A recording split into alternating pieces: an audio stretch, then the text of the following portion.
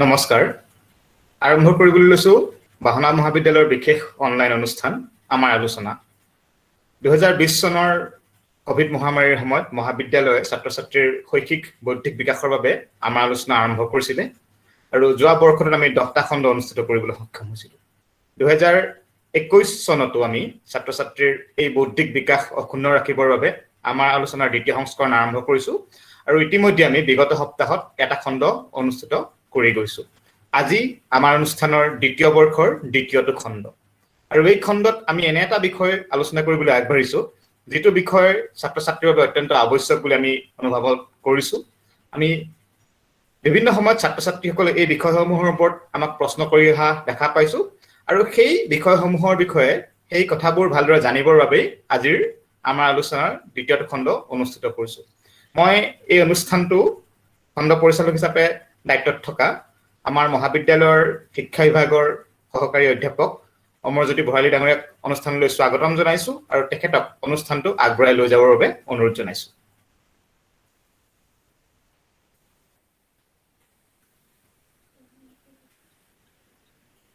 ধন্যবাদ পংকজ।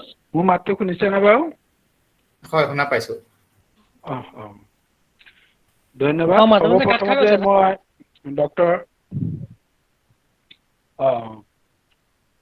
সৰ্বপ্ৰথমতে মই ডক্টৰ পংকজ বৰাক ধন্যবাদ জ্ঞাপন কৰিছোঁ মোক আজিৰ খণ্ডটো পৰিচালনা কৰিবৰ কাৰণে দায়িত্ব অৰ্পণ কৰাৰ কাৰণে।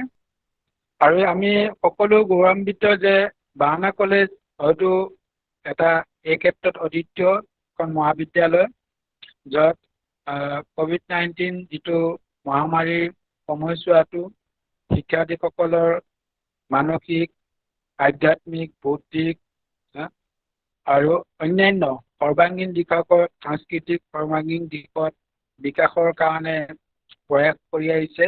হয়, আমি পৰিস্থিতিৰ কাৰণে সকলো মুখামুখি হ'ব পৰা নাই বা আমাৰ অফলাইন আমাৰ মিট টুগেডাৰ হোৱা নাই, কিন্তু অনলাইনৰ জৰিয়তে আমি সকলো একত্ৰিত হৈছোঁ আৰু বিভিন্ন ধৰণৰ ছাত্ৰ ছাত্ৰীয়ে নহয় ক'ৰবাত আমিও শিক্ষকসকলেও যথেষ্ট উপকৃত হৈছোঁ আমাৰ আলোচনা এই অনুষ্ঠানৰ জৰিয়তে।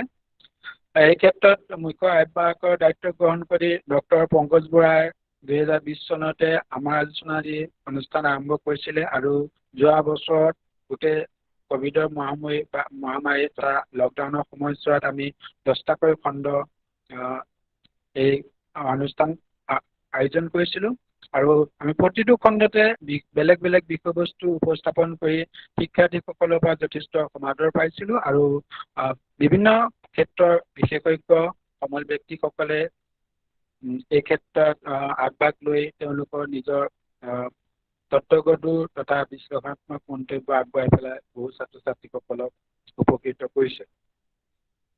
গতিকে আজি আমি এনে এটা বিষয় বাছি লৈছোঁ আমাৰ আলোচনা অনুষ্ঠানত।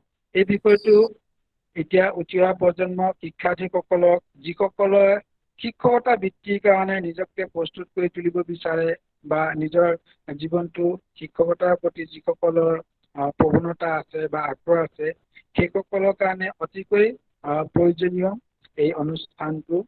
গতিকে আজিৰ অনুষ্ঠানটো হ'ল DLED অৰ্থাৎ ডিপ্ল'মা ইন এলিমেণ্টাৰী এডুকেশ্যন আৰু BEd অৰ্থাৎ বেচেলৰ ইন এডুকেশ্যন ডিগ্ৰী দুটাৰ শিক্ষক প্ৰস্তুতি কৰিব লাগিব আৰু পঢ়া কি সুবিধা আছে কি ধৰণে কৰিব পাৰিব। এই দুটা degree DLED diploma in elementary education আৰু BEd দুটা ডিগ্ৰী লাভ কৰাৰ পিছত শিক্ষকতাৰ ক্ষেত্ৰত কি কি ধৰণৰ সুবিধা আছে সেইটো সম্পৰ্কে আমাৰ সমল ব্যক্তিয়ে শিক্ষাৰ্থীসকলৰ আগত বিস্তৃতভাৱে দাঙি ধৰিব। আমি সকলোৱে জ্ঞাত যে এতিয়া আমাৰ বৰ্তমান সামগ্ৰিক শিক্ষা বা সমগ্ৰ শিক্ষা ব্যৱস্থা চলি আছে আৰু 2020 চনত আমাৰ new education policy 2020 already draft হৈ গৈছে। সেইটো অতি সোনকালে হয়তো কাৰ্যকৰী হ'ব তেনেকুৱা এটা আমি দেখিবলৈ পাইছোঁ, লক্ষণ দেখিবলৈ পাইছোঁ। গতিকে শিক্ষাৰ্থীসকলে এটা কথা জনা উচিত যে এতিয়া শিক্ষকতা কৰিবলৈ গ'লে বা শিক্ষকতা বৃত্তিটোত নিজকে নিয়োজিত কৰিব বিচাৰিলে তেওঁলোকে প্ৰাথমিক পৰ্যায়ৰ কাৰণে নিম্ন প্ৰাথমিক আৰু উচ্চ প্ৰাথমিক পৰ্যায়ৰ কাৰণে ডিপ্ল'মা ইন এলিমেণ্টাৰী এডুকেশ্যন আৰু মধ্য আৰু উচ্চতৰ মাধ্যমিক কাৰণে ডিপ্ল'মা ইন এডুকেশ্যন অৰ্থাৎ বেচেলৰ ইন এডুকেশ্যন BEd এই দুটা ডিগ্ৰী কম্পালচৰি হৈছে। গতিকে আজি এই আমাৰ এই গুৰুত্বপূৰ্ণ অনুষ্ঠানটো সমল ব্যক্তি হিচাপে আমি আমন্ত্ৰণ কৰি আনিছোঁ। সেই ব্যক্তিজন আমাৰ বাহানা কলেজৰ সৈতে যথেষ্ট পৰিচিত ব্যক্তি, যিহেতু আমাৰ বাহানা কলেজে বিগত কেইবাবছৰ ধৰিয়ে DLEDৰ কোৰ্চ আগুৱাই নিছে। গতিকে প্ৰায় প্ৰত্যেক বছৰে কেইবাটা DLED ক্লাছ কৰাৰ ক্ষেত্ৰত তেখেতৰ অভিজ্ঞতা আছে, আৰু তেখেতৰ অভিজ্ঞতা বা তেখেতৰ যিটো বায়'ডাটা দেখিলে আমি গম পাওঁ তেখেত সকলো ক্ষেত্ৰতে এজন পাৰ্গত ব্যক্তি। তেখেত সৰ্বশিক্ষা বা এতিয়া সমগ্ৰ শিক্ষা ব্যৱস্থাৰ সমল ব্যক্তি হিচাপে যোৱাত আমাৰ শিক্ষা বিভাগত কৰ্মৰত হৈ আছে, আৰু সমান্তৰালভাৱে তেওঁ আৰতি প্ৰকাশন নামেৰে আমাৰ নআলি ঢেকীয়াজুলিত অৱস্থিত আৰতি প্ৰকাশনৰ তেখেত স্বত্বাধিকাৰ। গতিকে তেখেত হ'ল উজ্জ্বল কুমাৰ দত্ত ডাঙৰীয়া। গতিকে উজ্জ্বল কুমাৰ দত্ত ডাঙৰীয়া BSc পৰা আদি কৰি তেখেতে বুৰঞ্জী বিভাগত, সমাজতত্ব বিভাগত, শিক্ষা বিভাগত, অসমীয়া বিভাগত, ইংৰাজী বিভাগত, আনকি library science, BEd, DLED, BEd, PGDCA, MPhil, তেখেতৰ কোনটো ক্ষেত্ৰত তেখেতে হাত দিয়া নাই সেইটো আমি তেখেতৰ প্ৰফাইল চাই পেলাই আচৰিত হৈছোঁ।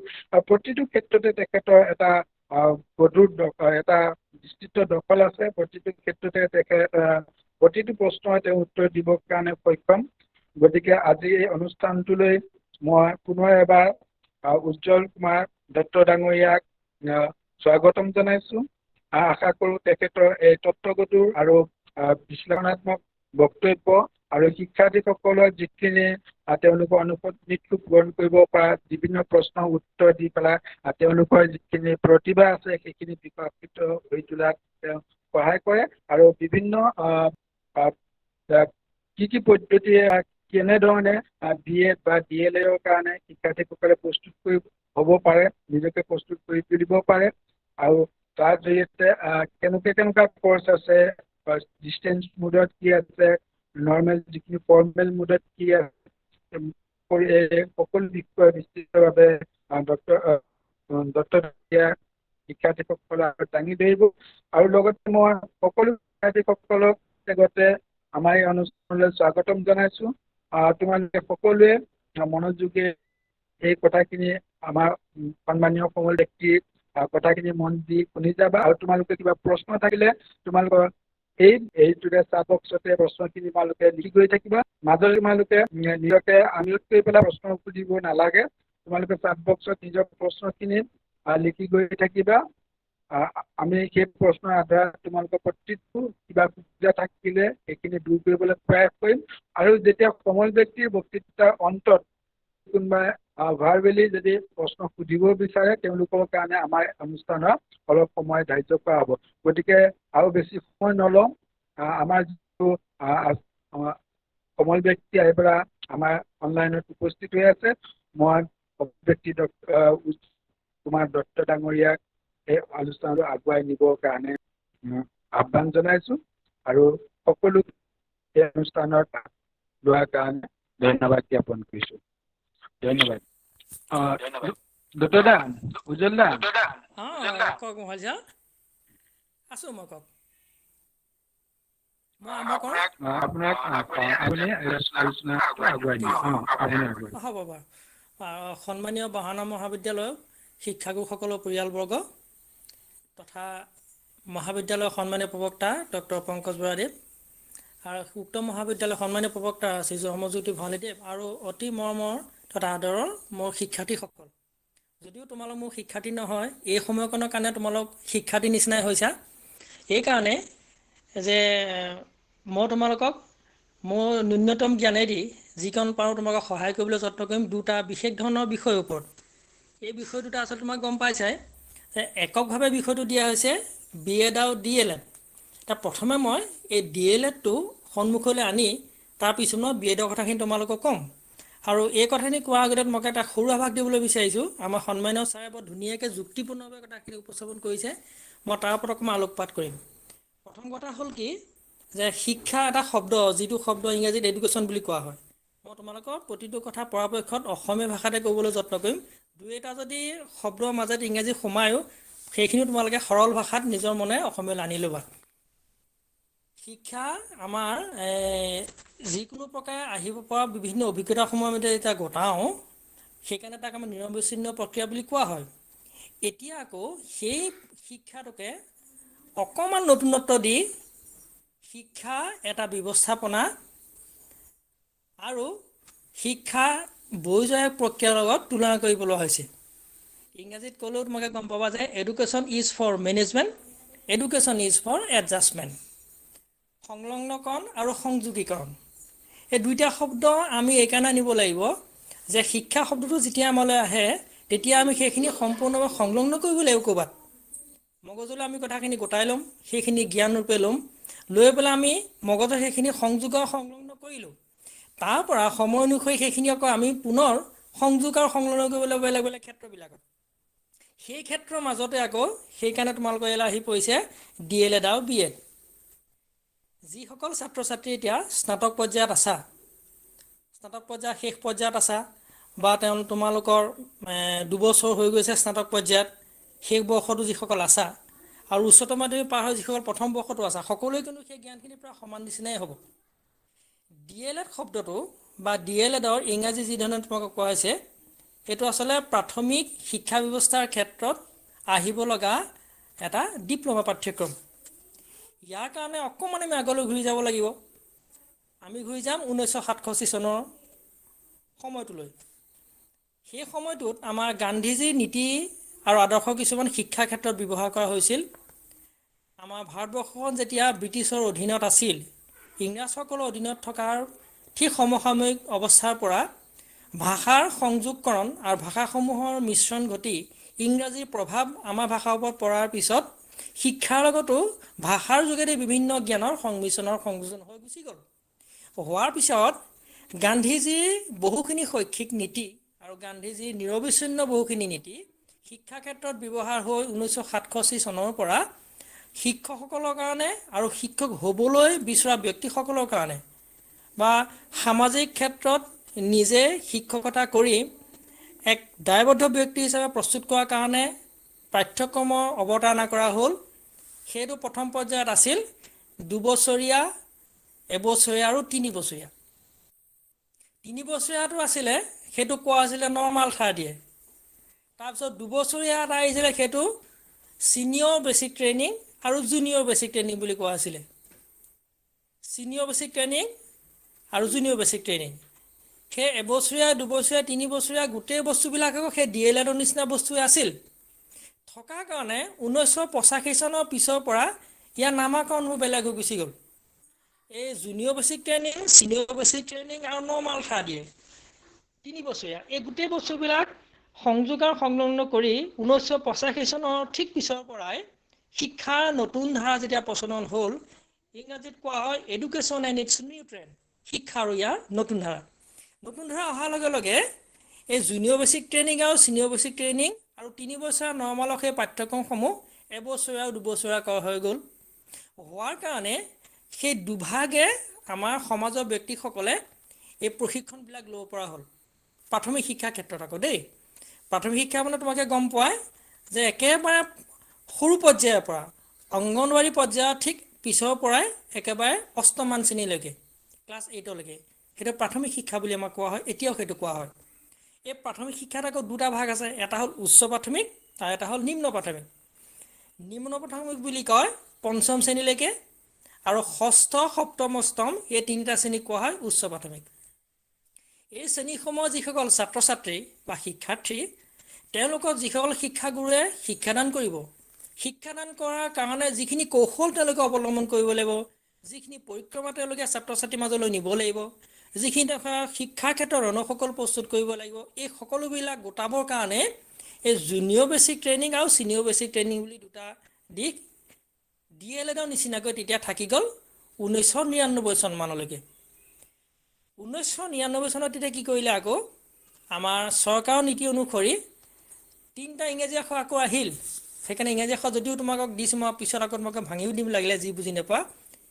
ইংৰাজী 3টা আখৰ আহিলে, এইটো PST, তাৰমানে প্ৰি ছাৰ্ভিচ ট্ৰেইনিং। আমাৰ গ্ৰাম্যাঞ্চল চহৰাঞ্চলত যিসকল শিক্ষাৰ্থীয়ে উচ্চতৰ মাধ্যমিক শিক্ষান্ত পৰীক্ষা পাছ কৰি আছে বা স্নাতক হৈ আছে, তেওঁলোক যদি শিক্ষকতাৰ প্ৰতি আগ্ৰহী বা শিক্ষকতাৰ বৃত্তিটো যদি তেওঁলোকে অৱলম্বন কৰিবলৈ বিচাৰে, তেওঁলোকক শিক্ষানুষ্ঠানসমূহলৈ আনি তেওঁলোকক প্ৰশিক্ষণ দিয়াৰ ব্যৱস্থা কৰোৱা হৈছিল 2 বছৰীয়াকৈ। সেইটো কোৱা আছিলে PST বা প্ৰি ছাৰ্ভিচ ট্ৰেইনিং। সেইটো আকৌ ঠিক DLEDৰ নিচিনা বস্তুৱেই। এতিয়া 1999 চন মানলৈকে এতিয়া DLEDটো ফটককৈ ভুমুকি মৰা নাছিল অসমত। সেই 3টা আখৰ ভুমুকি মৰা, 4টা আখৰ ভুমুকি মৰা নাছিল। তেতিয়া junior basic training, senior basic training, PSC নিচিনাকৈ আছিল। তাৰ পিছৰ পৰ্যায়ত আকৌ কি হ'ল, শিক্ষা নতুন ধাৰা যিহেতু হৈ গৈ আছে, নতুন নতুন কথা সংমিশ্ৰণ আৰু সংযোজন হৈ গৈ আছে, পৰিৱৰ্তন ধাৰাসমূহ আহি আছে, অহাৰ লগে লগে আকৌ তেতিয়া ইন্দিৰা গান্ধী মুক্ত বিশ্ববিদ্যালয় বুলি আমাৰ ভাৰতবৰ্ষত এখন কেন্দ্ৰীয় বিশ্ববিদ্যালয় আছে, য'ত দূৰসংযোগ পাঠ্যক্ৰম প্ৰচলন হৈ আছে। তেওঁলোকৰ তাত DLEDৰ কথাখিনি অৱতাৰণা কৰা হৈ গ'ল। লাহে লাহে এই junior basic training, senior basic ট্ৰেইনিঙৰ লগত এই DLEDৰ ধাৰণাটো আমাৰ অসমলৈ প্ৰবলভাৱে প্ৰচলন হৈ গুচি আহিল। গতিকে ডিপ্ল'মা ইন এলিমেণ্টাৰী এডুকেশ্যন, সেইটো হৈছে DLEDৰ মূল বস্তু। গতিকে ইয়াৰ ইতিহাসখিনি তোমাক অকণমান লৈ গম পালা যে DLED কেনেকৈ অসমলৈ লাহে লাহে আহিল, তাৰ আগৰ পৰ্যায়ত কি কি আছিল। আৰু এই যে DLED আহিল, তেতিয়াও কিন্তু 2007 চনমানলৈকে অসমত প্ৰবল প্ৰচলন নাছিল। ইন্দিৰা গান্ধী মুক্ত বিশ্ববিদ্যালয়ে তাত 3টা সৰু সৰু ভাগ কৰিছিলে। সেইকেইটা হ'ল CPE, certificate programme of elementary education, তাৰপিছত CPC, certificate programme for curriculum, আৰু CPT, certificate programme for teachers. এই 3টা ছমহীয়া দূৰসংযোগ পাঠ্যক্ৰম সংযোগ কৰি পেলাই তেওঁলোকে 2008 চনমানলৈকে উত্তৰ পূৰ্বাঞ্চললৈ প্ৰক্ষেপ কৰিছিল, মানে ঠেলিছিল বা সহায় কৰিছিল ছাত্ৰ ছাত্ৰীসকল বা শিক্ষকসকলৰ কাৰণে। সেইটো কোৱা হৈছিলে DED, DED। যেনেকৈ তোমালোকৰ BEd শব্দটো আহিব, গতিকে ডিপ্ল'মা ইন এলিমেণ্টাৰী এডুকেশ্যন অহাৰ ঠিক আগতে আকৌ সেই DED ধাৰণাটো সুন্দৰৰূপে অসমত প্ৰচলন হ'ল। আৰু সেইটো 2009 চনলৈকে ছাত্ৰ ছাত্ৰীসকলে, প্ৰাথমিক আৰু মধ্য ইংৰাজী মজলীয়া শিক্ষাগুৰুসকলে আৰু যিসকলে সেইখিনি শিক্ষকতা কৰিবৰ কাৰণে প্ৰস্তুতি চলাইছিল, তেওঁলোকেও সেই DED পাঠ্যক্ৰমত সংযোগ হৈ গুচি গ'ল। সেই সংযোগকৰণটো 3 ভাগে আছিলে, মই তোমাক ক'লোঁ CPE, CPC আৰু CPT। যদি তাৰে 2টা কোনোবাই সংযোগ কৰিছে, তেতিয়া এবছৰীয়া ডিপ্ল'মা দিয়া হৈছিল। আৰু ছমাহকৈ 3টা চাৰ্টিফিকেট কোৰ্চ সম্পূৰ্ণ কৰাৰ পিছত কোনোবা শিক্ষাৰ্থী যদি উত্তীৰ্ণ হৈ গৈছে, তেওঁলোকক পোনপটীয়াভাৱে DED ডিপ্ল'মাখন প্ৰদান কৰা হৈছিল, ডিপ্ল'মা ইন এলিমেণ্টাৰী এডুকেশ্যন। গতিকে DED যেতিয়া প্ৰবল প্ৰচলন হ'ল অসমত বা ভাৰতবৰ্ষত, তাৰ লাহে লাহে কি হ'ল আকৌ DELEDটো সুন্দৰৰূপে প্ৰচলন কৰালে অসমৰ শৈক্ষিক ব্যৱস্থাই। তোমালোকে শুনি সুখী হ'বা যে TET বুলি যেতিয়া শব্দটো বা TET বুলি যেতিয়া আমাৰ প্ৰচলন হ'ল, য'ত পৰীক্ষা দি পেলাই সন্মানীয় বা আদৰৰ ছাত্ৰ ছাত্ৰীসকলে নিজৰ মেধাৰ ভিত্তিত শিক্ষকতাৰ কাৰণে অগ্ৰসৰ হ'বলৈ যত্ন কৰিলে, তেতিয়া অতি যোগাত্মকভাৱে আৰু সকলোৰে সহায় হোৱাকৈ DELED শব্দটো, ডিপ্ল'মা ইন এলিমেণ্টাৰী এডুকেশ্যনটো একেবাৰে পূৰ্ণাংগ ৰূপত অসমত প্ৰচলন হৈ গুচি গ'ল। গতিকে এনেধৰণে DLED শব্দটো অসমলৈ আহিল বা তেনেকৈ সংযোগ বিয়োগ হ'ল, বা আমি কিছুমান কথা সকলোৱে গম নোপোৱাকৈও আমি গম পাবলৈ যত্ন কৰিলোঁ। আৰু এতিয়া আমি সেইকাৰণে সেই মূল কথাটোলৈ ঘূৰি আহিছোঁ ইতিহাসৰ পিছত। তাত অকণ বুৰঞ্জীও সোমাই আছে আকৌ দেই, মৰমৰ ছাত্ৰ ছাত্ৰীসকল। বুৰঞ্জী ইতিহাসৰ পাৰ্থক্য আছে, তোমালোকে চাই ল'বা, সন্মানীয় ছাৰ বাইদেৱে ক'ব। এই DELED এতিয়া অসমত প্ৰবল ৰূপত প্ৰচলন হৈছে। আৰু এই প্ৰচলনৰ লগে লগেই সমগ্ৰ শিক্ষা ব্যৱস্থাত ই প্ৰভাৱ পেলাইছে। আৰু প্ৰভাৱ পেলাই আমাৰ যিসকল ছাত্ৰ ছাত্ৰীয়ে যিকোনো ক্ষেত্ৰত শিক্ষকতা আৰু অন্যান্য শৈক্ষিক দিশত যেতিয়া তেওঁলোকে নিজৰ পাৰদৰ্শিতা সহ সেৱা আগবঢ়াবলৈ যাব, বা চাকৰি বা অন্যান্য বিভিন্ন সুযোগৰ সন্ধান কৰিব, তেতিয়া আমাৰ DELED-এ সহায় কৰি আহিব। এই DELED পাঠ্যক্ৰমটো 2 বছৰীয়া। বৰ্তমান অসমত আৰু ভাৰতবৰ্ষত ইয়াৰ প্ৰচলন বৃহৎভাৱে চলি আছে, হয়তো আগলৈও থাকিব, কাৰণ ই চৰকাৰী ফালৰ পৰা একেবাৰে অৰ্হতা বুলি ধৰা হৈছে, যাতে এইটো হ'লেহে শিক্ষকতালৈ যোৱাৰ এটা দিশ আহি পৰিছে। বা যিসকলে TET পাছ কৰিছিলে তেওঁলোকেও যিসকলে কৰি আছে তেওঁলোকে অতিৰিক্ত নম্বৰ দিছে, বা নকৰাসকলেও এইটো কৰি ল'ব লগা হৈছে। গতিকে DELEDৰ কাৰণে আমি সকলো ছাত্ৰ ছাত্ৰীয়ে খুব মনেৰে সেইটো আমি গ্ৰহণ কৰিছোঁ বা কৰিম। আৰু যিসকলে শিক্ষকতাই নহয় অন্য বহু বৃত্তিত কিন্তু DELEDে সহায় কৰে, সেয়া মই পিছত তোমালোকক ক'ম। এতিয়া DELED শিক্ষাটো 2 বছৰীয়া। ইয়াত ছেমিষ্টাৰৰ দৰে পৰীক্ষাও হয়, আৰু শিক্ষানুষ্ঠান বহুতত বৰ্ষৰ ভিত্তিতো ইয়াত হয়। এতিয়া অসমৰ প্ৰেক্ষাপটত তোমালোকৰ কথাখিনি ক'ব লাগিব, কাৰণ ৰাষ্ট্ৰীয় পৰ্যায়ত ইন্দিৰা গান্ধী মুক্ত বিশ্ববিদ্যালয় বা অন্যান্য বিশ্ববিদ্যালয়সমূহে যেনেধৰণে DELEDৰ প্ৰচলন ঘটোৱাইছে, ঠিক সেইদৰে অসমৰ শিক্ষা ব্যৱস্থাত তোমালোকে কিছুমান শিক্ষানুষ্ঠান দেখিবা বা বিশেষ ধৰণৰ শৈক্ষিক প্ৰশিক্ষণ দিয়া প্ৰতিষ্ঠান গম পাবা। এটা হ'ল প্ৰথমতে আহিব নৰ্মাল স্কুল, তাৰপিছতে আহিব BTC বেচিক ট্ৰেইনিং চেণ্টাৰ, বুনিয়াদী প্ৰশিক্ষণ কেন্দ্ৰ, তাৰপিছত DIET district institute of elementary education and teacher training. এখন জিলাত সমগ্ৰ অসমৰ ভিতৰত প্ৰত্যেকখন জিলাতে একোখনকৈ ডায়েট আছে, এখন বা দুখনকৈ BTC চেণ্টাৰ আছে, আৰু নৰ্মাল স্কুল সকলো জিলাত নাই, কেইখনমান জিলাত বিশেষকৈ যোৰহাটত আছে, আমাৰ ঢকুৱাখানাত আছে, কৰিমগঞ্জত আছে, আৰু গোৱালপাৰ ফালে আছে, আৰু আমাৰ বিশ্বনাথ চাৰিআলিৰ ওচৰত আছে চতিয়াত। নৰ্মাল স্কুলৰ সংখ্যা খুব কম। এই normal school, basic training centre আৰু ডায়েটত শিক্ষকসকলক শৈক্ষিক কাৰখানা নিচিনাকৈ প্ৰস্তুত কৰোৱাৰ যত্ন কৰে এই DELED পাঠ্যক্ৰমৰ অৱলম্বন হৈ পেলাই।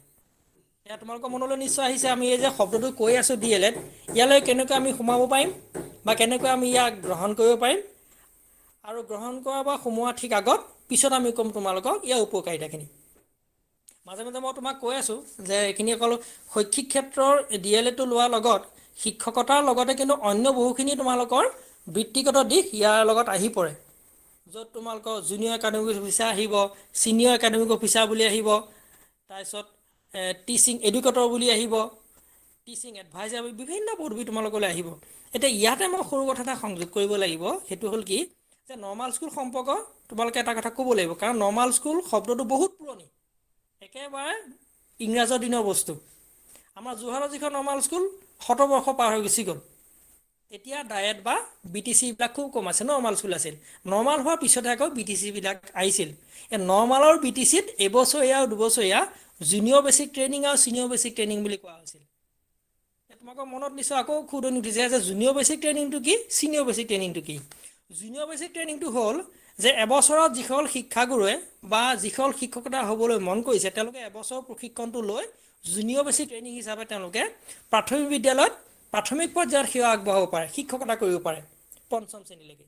আৰু ছিনিয়ৰ বেচিক ট্ৰেইনিংটো হ'ল কি একেবাৰে প্ৰথম সৰু পৰ্যায়ৰ পৰা, অংগনবাড়ী ঠিক পিছৰ পৰ্যায়ৰ পৰা, কমানৰ পৰা একেবাৰে 8ম শ্ৰেণীলৈকে ছিনিয়ৰ বেচিক ট্ৰেইনিং ল'লে শিক্ষাগুৰুসকলে তেওঁলোকৰ প্ৰয়োজন অনুসৰি শিক্ষকতাক সংযোগ হ'ব পাৰে। এই কথাখিনি বেচিক ট্ৰেইনিং চেণ্টাৰবিলাকত আছিল। এতিয়া DELEDটো যেতিয়া ডায়েট বা অন্য শিক্ষানুষ্ঠানসমূহে যেতিয়া সংযোগ কৰিবলৈ ল'লে, সেই সংযোগীকৰণ প্ৰক্ৰিয়াটো কি হ'ল, এটা ৰাজ্যিক সংস্থাই নিয়ন্ত্ৰণ কৰিবলৈ ল'লে। সেই সংস্থাটো হ'ল কি SCERT, state council of educational research and training, ৰাজ্যিক শিক্ষা আৰু গৱেষণা সংস্থা। এই সংস্থাটো গুৱাহাটীত আছে মূল কাৰ্যালয়, আৰু ইয়াৰে এটা শাখা আমাৰ যোৰহাটতো আছে, তোমাকে চাব পাৰিবা। আমাৰ ৰাজমাহ পুখুৰীৰ পাৰতে আছে ৰাজ্যিক শিক্ষা সংস্থা বুলি। তেওঁলোকে ডায়েট, নৰ্মাল স্কুল আৰু BTC চেণ্টাৰবিলাক নিয়ন্ত্ৰণ কৰে এই DELEDৰ ক্ষেত্ৰত। এতিয়া তোমালোক যে সকলো ছাত্ৰ ছাত্ৰীসকল আছা, তোমালোক শিক্ষক হৈ DELEDৰ পাঠ্যক্ৰমত সংযোগ হ'ব পাৰিবা নে শিক্ষকতা নকৰাকৈও সংযোগ হ'ব পাৰিবা এই পাঠ্যক্ৰমত? নিশ্চয় অকণমান প্ৰশ্ন তোমালোকৰ আহিছে, মই মাজে মাজে উত্তৰো দি গৈ আছোঁ বাৰু। যে যিসকলে শিক্ষকতা কৰিম বুলি ভাবিছা বা শিক্ষকতা নিচিনাকৈ অন্যান্য বিভিন্ন নিয়োগত তোমালোকে সংযোগ হ'বলৈ বিচাৰিছা, নিয়োগ পাবলৈ বিচাৰিছা, তেতিয়া DLA পাঠ্যক্ৰমটোৰ কাৰণে ন্যূনতম স্নাতক হ'ব লাগিব তোমালোক। আৰু এই স্নাতক হোৱাৰ ঠিক আগত তোমালোকক এটা পৰীক্ষা পতা হ'ব, ভুল হৈছে, স্নাতক যিসকল হ'লা বা স্নাতক হ'বা তেওঁলোকে এটা বাছনি পৰীক্ষাত উত্তীৰ্ণ হোৱাৰ পিছতহে আকৌ তোমালোকে DLA পাঠ্যক্ৰমৰ সংযোগ হ'ব পাৰিবা। এইটো ৰাজ্যৰ ফালৰ পৰা পাতে, আমি তোমালোকক কৈ গ'লোঁ। SCIতে এইটো নিয়ন্ত্ৰণ কৰে, state council of education research and training. এইটো বছৰেকত এবাৰ হয়। এই বৰ্ষও তোমালোকৰ আমাৰ মে' মাহৰ 30 তাৰিখলৈকে সময় ধাৰ্য কৰি দিছে। এতিয়াও যদি তোমালোকৰ কোনোবা চিনাকি ছাত্ৰ ছাত্ৰী বা তোমালোকৰ সম্পৰ্কীয় তোমাৰ ছাত্ৰ ছাত্ৰী শিক্ষাৰ্থী আছে, তোমালোকে ক'ব পাৰিবা যে 30 তাৰিখৰ ভিতৰত আমাৰ মে' 30 তাৰিখৰ ভিতৰত অনলাইন চলি আছে বা অনলাইন প্ৰক্ৰিয়া তেওঁলোক সংযোগ হৈ পেলাই সেই বাছনি পৰীক্ষা তেওঁলোকে দিব পাৰিব। লৈ যিসকলে উত্তীৰ্ণ হয় তেওঁলোকে ন্যূনতম 40% পাব লাগিব। আৰু আমাৰ সংৰক্ষণৰ কাৰণে নম্বৰ অকণমান কম আছে। পোৱাৰ পিছত সেইসকলৰ উচ্চ মাধ্যমিক, উচ্চতৰ মাধ্যমিক, স্নাতক সেই তিনিওটা যোগ কৰি পেলাই তেওঁলোকে 100ৰ ভিতৰত সেই নম্বৰটো যোগ কৰি তেওঁলোকক স্থান নিৰূপণ কৰিব। গতিকে তোমালোকৰ এই সংবাদটো সমাজত তোমালোকে প্ৰক্ষেপ কৰিব পাৰিবা। লগতে আৰু ইয়াৰ সম্পৰ্কে তোমালোকৰ লগৰসকলক অৱগত কৰিব পাৰিবা। এতিয়া DLA শিক্ষাটো অতি প্ৰয়োজনীয়, ইতিমধ্যে তোমালোকক মই সৰুকৈ হ'লেও অৱতাৰণা কৰিয়ে গৈছোঁ। DLA পাঠ্যক্ৰমটোৱে তোমাৰ শিক্ষকতাৰ লগত সদায় সংযোগ কৰিব পোনপটীয়াভাৱে। আৰু লগত শিক্ষকতাৰ লগত জড়িত অন্য যিবোৰ শৈক্ষিক প্ৰতিষ্ঠান সেইবিলাকতো DLAত থকাটো তেওঁলোকে যোগাত্মক দিশ হিচাপে পালন কৰে। গতিকে DLAত আৰু নতুন নতুন কিছুমান সংযোগ আহিব। ভবা হৈছে কেন্দ্ৰীয় চৰকাৰে 2 বছৰীয়া DLA পাঠ্যক্ৰমটো স্নাতক বা স্নাতকোত্তৰ থকা যিসকলে DLA পাঠ্যক্ৰমটো ধৰিছে তেওঁলোকক BEdৰ সমপৰ্যায়লৈ নিব বুলি ইতিমধ্যে চিন্তা চৰ্চা চলি আছে। সেইটো খাটাং হোৱা নাই, কিন্তু প্ৰায় সেইখিনি চিন্তা চৰ্চা চলি আছে। সেই চিন্তা চৰ্চাৰ মাজত যদি স্নাতক আৰু স্নাতকোত্তৰ ছাত্ৰ ছাত্ৰীয়ে কাৰণে মাষ্টাৰ ডিগ্ৰী কৰাসকলে যদি DLAটো কৰিলে তেওঁলোকক BEdৰ সমপৰ্যায়লৈ নিয়া এটা ব্যৱস্থা কৰিছে। লগতে আৰু কিছুমান শৈক্ষিক নতুন নীতিয়ে তোমালোকক আনিব, যিটো তোমালোকক সন্মানীয় ভঁৰালী ছাৰে কৈ গ'ল যে 2020 বৰ্ষৰ যি ভাৰতবৰ্ষৰ নতুন শিক্ষানীতি, নিউ এডুকেশ্যন পলিচি বুলি যিটো কোৱা নতুন শিক্ষানীতি, এই শিক্ষানীতিত ইংৰাজীত ক'ব গ'লে ড্ৰাষ্টিক চেঞ্জ কিছুমান আনিব, যুগান্তকাৰী পৰিৱৰ্তন কিছুমান আহিব শিক্ষা ব্যৱস্থাত। তাত এই শিক্ষকৰ প্ৰশিক্ষণটো আৰু এই দুটা পাঠ্যক্ৰমৰ দিশসমূহ খুব বিস্তৃতভাৱে ইয়াত আহি পৰিব। আৰু ভবা হৈছে বা অকণ তোমালোকে গমো পাবা যে এই দুটা বস্তু বা এই দুটা পাঠ্যক্ৰম থাকিলেহে শিক্ষকতাৰ কাৰণে যোৱাৰ এটা নীতি হয়তো প্ৰস্তুত হ'বগৈ। গতিকে এতিয়াৰ পৰা আমি সদায় সচেতন হ'ম যে আমি DLAd আৰু BEdৰ কাৰণে অগ্ৰসৰ হ'বলৈ আমি যত্ন কৰিম। আৰু যত্ন কৰিমেই নহয়, এইটো আমি চেষ্টা কৰিম এইকাৰণেই যে এইটো প্ৰয়োজন সাপেক্ষে আৰু ইয়াক ব্যৱহাৰ কৰিবৰ কাৰণে অতি সহজ। এইকাৰণে সহজ, যদি এইটো তোমালোকক সংযোগ হৈ যোৱা নাই, পাঠ্যক্ৰমটোকে যদি উত্তীৰ্ণ হৈ যোৱা, তোমালোকে এটা নিৰ্দিষ্ট বয়সলৈকে, বয়স পাৰ হৈ যোৱাৰ পিছতো আকৌ আমাৰ যিটো ইংৰাজী কণ্ট্ৰেকচুৱেল বুলি কয়, ঠিকা ভিত্তিত, তেনেধৰণৰ আকৌ বয়স পাৰ যোৱা সকলো তেনেধৰণৰ নিযুক্তিৰ কাৰণে বহু সুবিধা থাকে। আৰু এইবাৰ শিক্ষা ব্যৱস্থা কৈছেও যে শিক্ষা সেৱক বুলি কিছুমান পদ সৃষ্টি কৰিব, মই পিছত ক'ম তোমালোকক পদৰ সম্পৰ্কত। গতিকে DLAdৰ সম্পৰ্কত এইখিনি অকণমান ন্যূনতম কথাখিনি আছিল। আৰু আকৌ মই ৰিকেপ কৰি তোমালোকক কৈ দিছোঁ যাতে DLAdৰ ওপৰত তোমালোকৰ আৰু এটা ধাৰণা সুন্দৰকৈ হয়। প্ৰথম কথা হ'ল কি, প্ৰথমতে আছিলে junior basic training, senior basic training, মই তোমাক ক'লোঁ হয় নাই। এই junior basic senior basic training যোগ হৈ পেলাই পিছত লাহে লাহে গৈ পেলাই PhD হ'ল, প্ৰি ছাৰ্ভিচ ট্ৰেইনিং হ'ল। প্ৰি ছাৰ্ভিচ ট্ৰেইনিং 1999 চনলৈকে চলিল। আকৌ 2000 পিছত এই পাঠ্যক্ৰমটো গৈ পেলাই তোমাৰ DEd কৰি পেলালে কেন্দ্ৰীয় চৰকাৰৰ বিভাগে। ইন্দিৰা গান্ধী মুক্ত বিশ্ববিদ্যালয়ে প্ৰথম ডিপ্ল'মা এডুকেশ্যন আনিছিল। আৰু সেই ডিপ্ল'মা ইন এডুকেশ্যন আনোতে 2009 চনলৈকে অসম বা উত্তৰ পূৰ্বাঞ্চলক বহুত সুবিধা দিছিল। তেওঁলোকে কৈছিল যে যদি এতিয়াও কোনোবা শিক্ষকে প্ৰশিক্ষণ লোৱা নাই তেনেহ'লে আমাৰ দূৰসংযোগ পাঠ্যক্ৰমত আপোনালোকে CPE, CPC বা CPT কৰি লওক, তেতিয়া আপোনালোকৰ স্থায়ীকৰণটো হ'ব। আপোনালোকে শুনি সুখী হ'বা, আমাৰ বহু স্নাতক বা উচ্চতৰ মাধ্যমিকৰ উত্তীৰ্ণ হোৱা বহু শিক্ষাগুৰুৱে LP, ME আৰু MV প্ৰাথমিক মজলীয়া মধ্য ইংৰাজী শিক্ষকসকলে শিক্ষক শিক্ষয়িত্ৰীসকলে বহুতে ছমহীয়া প্ৰশিক্ষণটো লৈ পেলাই তেওঁলোক এতিয়া একেবাৰে ৰেগুলাৰ নিয়মীয়াকৰণৰ দিশত অগ্ৰসৰ হৈ গুচি গ'ল। গতিকে চোৱাচোন ছমাহে তেওঁলোকক কিমান সহায় কৰিলে। আৰু ইয়াত এটা সুন্দৰ কথা আছিল যে গোটেই পৰীক্ষাখিনি একেলগে যদি পাছ নকৰে, যেনিবা 6খন প্ৰশ্ন কাকত 6টা বিষয় আছে, পেপাৰ 6খন বা প্ৰশ্ন কাকত 6খন, 6টা মূল বিষয়, তাত যেনিবা কোনোবাই 4টা পাছ কৰিলে, আকৌ 2টা তেওঁলোকে দিয়া এটা ব্যৱস্থা থাকি গুচি গ'ল বহু দিনলৈকে। সেয়াও তেনেকৈ দি পেলাই বহু শিক্ষকে নিজৰ কাৰণে অৰ্হতাটো গোটাই লৈ পেলাই নিয়মীয়া দৰমহাকৰণৰ ক্ষেত্ৰত তেওঁলোক সহায় হ'ল আৰু তেওঁলোকক তেতিয়াৰ পৰাই কোৱা হ'ল ট্ৰেইন গ্ৰেজুৱেট টিচাৰ বুলি। গতিকে DED শব্দটো এতিয়া অকণমান অৱলুপ্তিৰ নিচিনা হ'ল, সেইকাৰণে আহি গ'ল কি নতুনকৈ DELED। গতিকে ইয়াৰ so many slabs are there from 1967 to 2012। তাৰমানে 1967 চনৰ পৰা 2012 চনলৈকে এই DLEDটো যেনি তেনি সৰু ডাঙৰকৈ ভূমিকা মাৰি আহি এতিয়া নতুন অৱস্থাটো পাইছেই। এতিয়া তোমালোকক যদি কোনোবাই সোধেও বা তোমালোকে মনতো যদি প্ৰশ্ন উদয় তেনেকৈ কথাখিনি গম পাই ল'বা। এই কথাখিনিত শিক্ষা DLEDৰ ক্ষেত্ৰত ইতিহাসৰ বুৰঞ্জীসমূহ সোমাই আছে আৰু দীঘলীয়া বহু বুৰঞ্জী আছে, ক'লে শেষ নহ'ব, তোমালোকক সময় একেবাৰে নিৰ্দিষ্ট কৰি দিয়া হৈছে। গতিকে DLEDত এতিয়া মই কোৱা কথাখিনিৰ লগত ৰিকেপ কৰি আহোঁতে আৰু এটা শেষৰ কথা কৈছোঁ কি যে তোমালোকে DLED পাঠ্যক্ৰম 2 বছৰীয়া, সেইটো পাঠ্যক্ৰম ভাৰতবৰ্ষৰ বিভিন্ন বিশ্ববিদ্যালয়ৰ লগত আমাৰ অসমত SCERTয়ে নিয়ন্ত্ৰণ কৰে। আৰু মাজতে এটা কথা মই কৈ নগ'লোঁ, সন্মানীয় ছাৰে তোমালোকক কৈ গ'ল যে তোমালোকৰ বাহনা মহাবিদ্যালয়ৰ নিচিনাকৈ অসমৰ বহু মহাবিদ্যালয়ত এই DLEDটো আকৌ TET উত্তীৰ্ণ শিক্ষাগুৰুসকলক প্ৰশিক্ষণৰ ব্যৱস্থা কৰোৱা হৈছিল। সেইটো নিয়ন্ত্ৰণ কৰিছিল অসমত থকা নতুন বা আমাৰ অতি সন্মানৰ বিশ্ববিদ্যালয় কৃষ্ণকান্ত সন্দিকৈ মুক্ত বিশ্ববিদ্যালয়।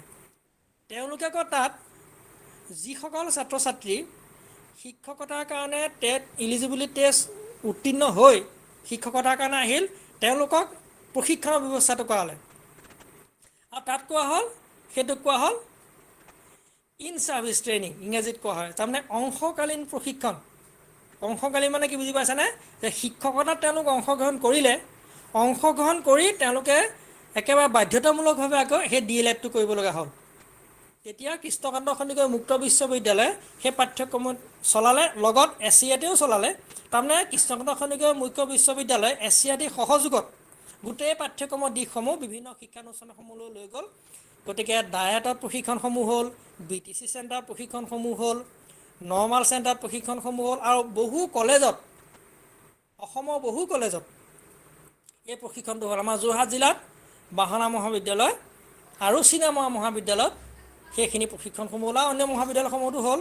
কিন্তু ইয়াত যোৰহাটৰ আটাইতকৈ পপুলাৰ চেণ্টাৰ বুলি কোৱা হয় বাহনাটো।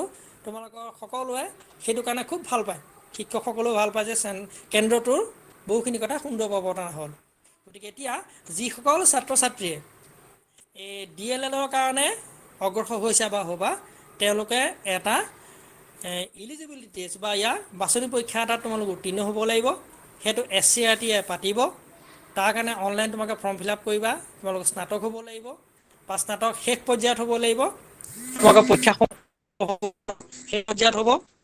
যেতিয়া পৰীক্ষা ফলাফল ওলাব তেতিয়া তোমালোকে তাত অংশগ্ৰহণ কৰিব পাৰিবা। গতিকে DLEDৰ গোটেই কথাখিনি এইখিনি ডিপ্ল'মা ইন এলিমেণ্টেৰী এডুকেশ্যন। গতিকে এলিমেণ্টেৰী কোৱাৰ লগে লগে মই আকৌ কৈছোঁ, তাত 2টা খাপ থাকিব, এটা হ'ল নিম্ন প্ৰাথমিক আৰু এটা হ'ল উচ্চ প্ৰাথমিক।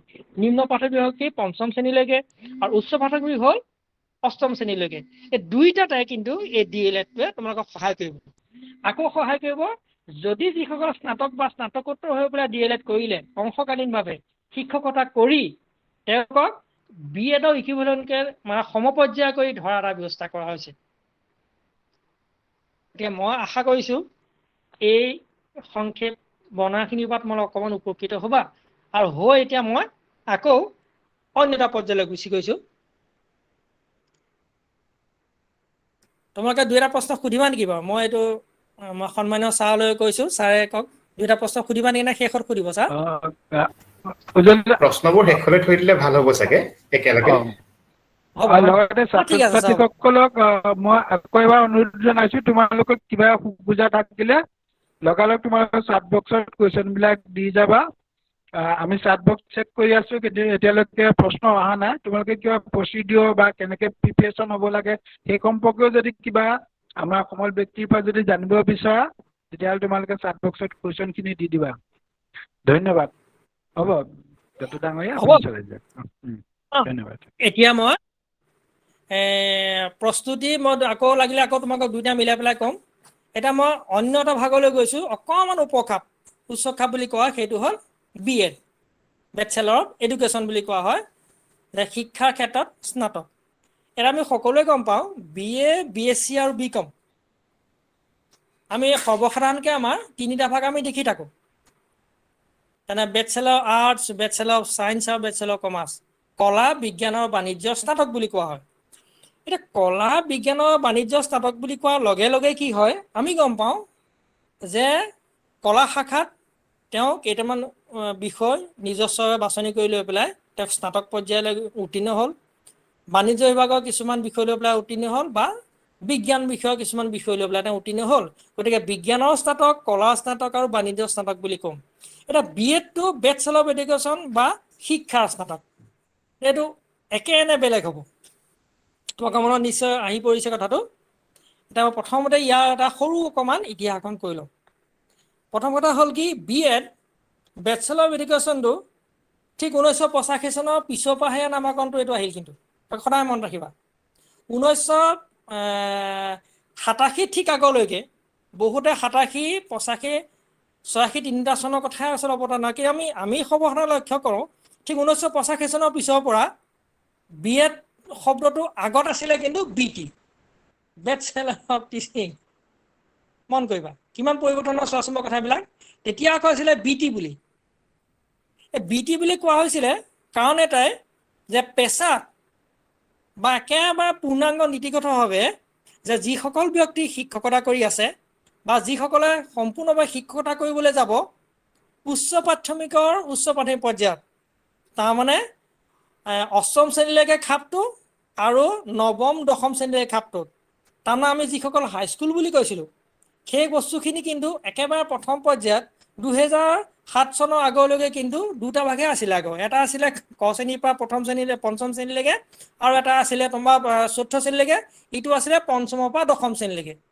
লাহে লাহে কি হ'ল, পঞ্চম শ্ৰেণীটো প্ৰাথমিক পৰ্যায়লৈ লৈ আহিলে। গতিকে উচ্চ মাধ্যমিক পৰ্যায়ত যিটোক আমি হাইস্কুল বুলি কওঁ, তাত ষষ্ঠ শ্ৰেণীৰ পৰা দশম শ্ৰেণীলৈকে ধৰা হ'ল। কিন্তু অতি আচৰিত কথা, বা আচৰিত আমি হ'ব নালাগে আচলতে, শিক্ষাক আমি কৈছোঁ যে সংযোগকৰণ, সংলগ্নকৰণ, পৰিৱৰ্তনৰ এক বিশেষ ধাৰা বুলি এইকাৰণে কোৱা হয়। যে ষষ্ঠ, সপ্তম আৰু অষ্টম এই শ্ৰেণীটোক আকৌ উচ্চ প্ৰাথমিক বুলি বেলেগ ধৰণে নামাকৰণ কৰি দিয়া হ'ল। কিন্তু এইটো নহয় আকৌ দেই যে হাইস্কুলবিলাকৰ পৰা তোমাৰ ষষ্ঠ, সপ্তম, অষ্টমটো কাটি আনিলে, সেইটো কথা নহয়। তাৰ মাত্ৰ ভাগ কৰি দিয়া হ'ল যে এখন হাইস্কুল বা কম্পজিট স্কুলত বা উচ্চতৰ মাধ্যমিক বিদ্যালয়তো য'ত তোমাৰ দ্বাদশ শ্ৰেণীলৈকে আছে, তাতো অষ্টম শ্ৰেণীলৈকে এটা ভাগ, নৱম আৰু দশম শ্ৰেণীলৈকে এটা ভাগ, একাদশ আৰু দ্বাদশ শ্ৰেণীলৈকে এটা ভাগ কৰা হ'ল। এতিয়া BEd বেচেলৰ অফ এডুকেশ্যনটো তেতিয়াৰ দিনত 1985 চনৰ আগতে যে BT আছিল, একেবাৰে পূৰ্ণাংগভাৱে যিসকল শিক্ষাগুৰুৱে হাইস্কুল বা উচ্চ মাধ্যমিক পৰ্যায়ত শিক্ষকতা কৰি আছে তেওঁলোকৰ কাৰণে এইটো কম্পালচৰি বুলিও কোৱা হৈছিল, আৰু লগতে এইটো কৰিলে তেওঁলোকক সহায়কৰ ধাৰণা এটাও কোৱা হৈছিল।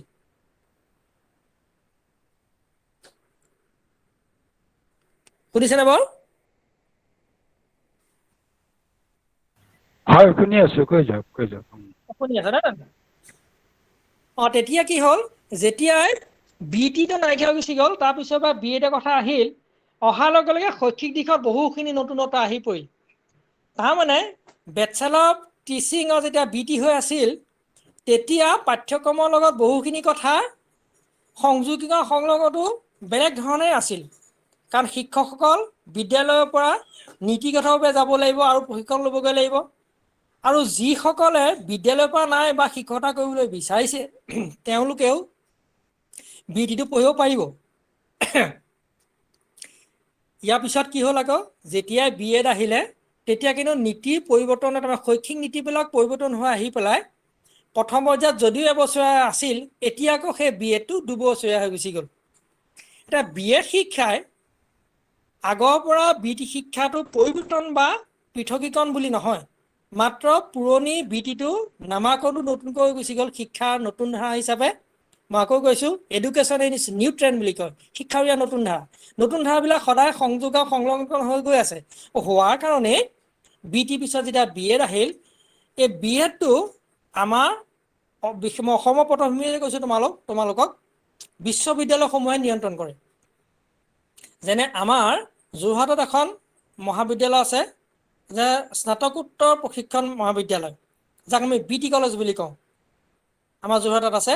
সেই বি টি কলেজত থকা নিচিনাকৈ 1990 চনৰ পৰা অসমৰ বহু প্ৰান্তত ব্যক্তিগত খণ্ডতো বা এটা গোট হিচাপেও কিছুমান বি টি কলেজ চলাবলৈ অনুমতি দিলে চৰকাৰে।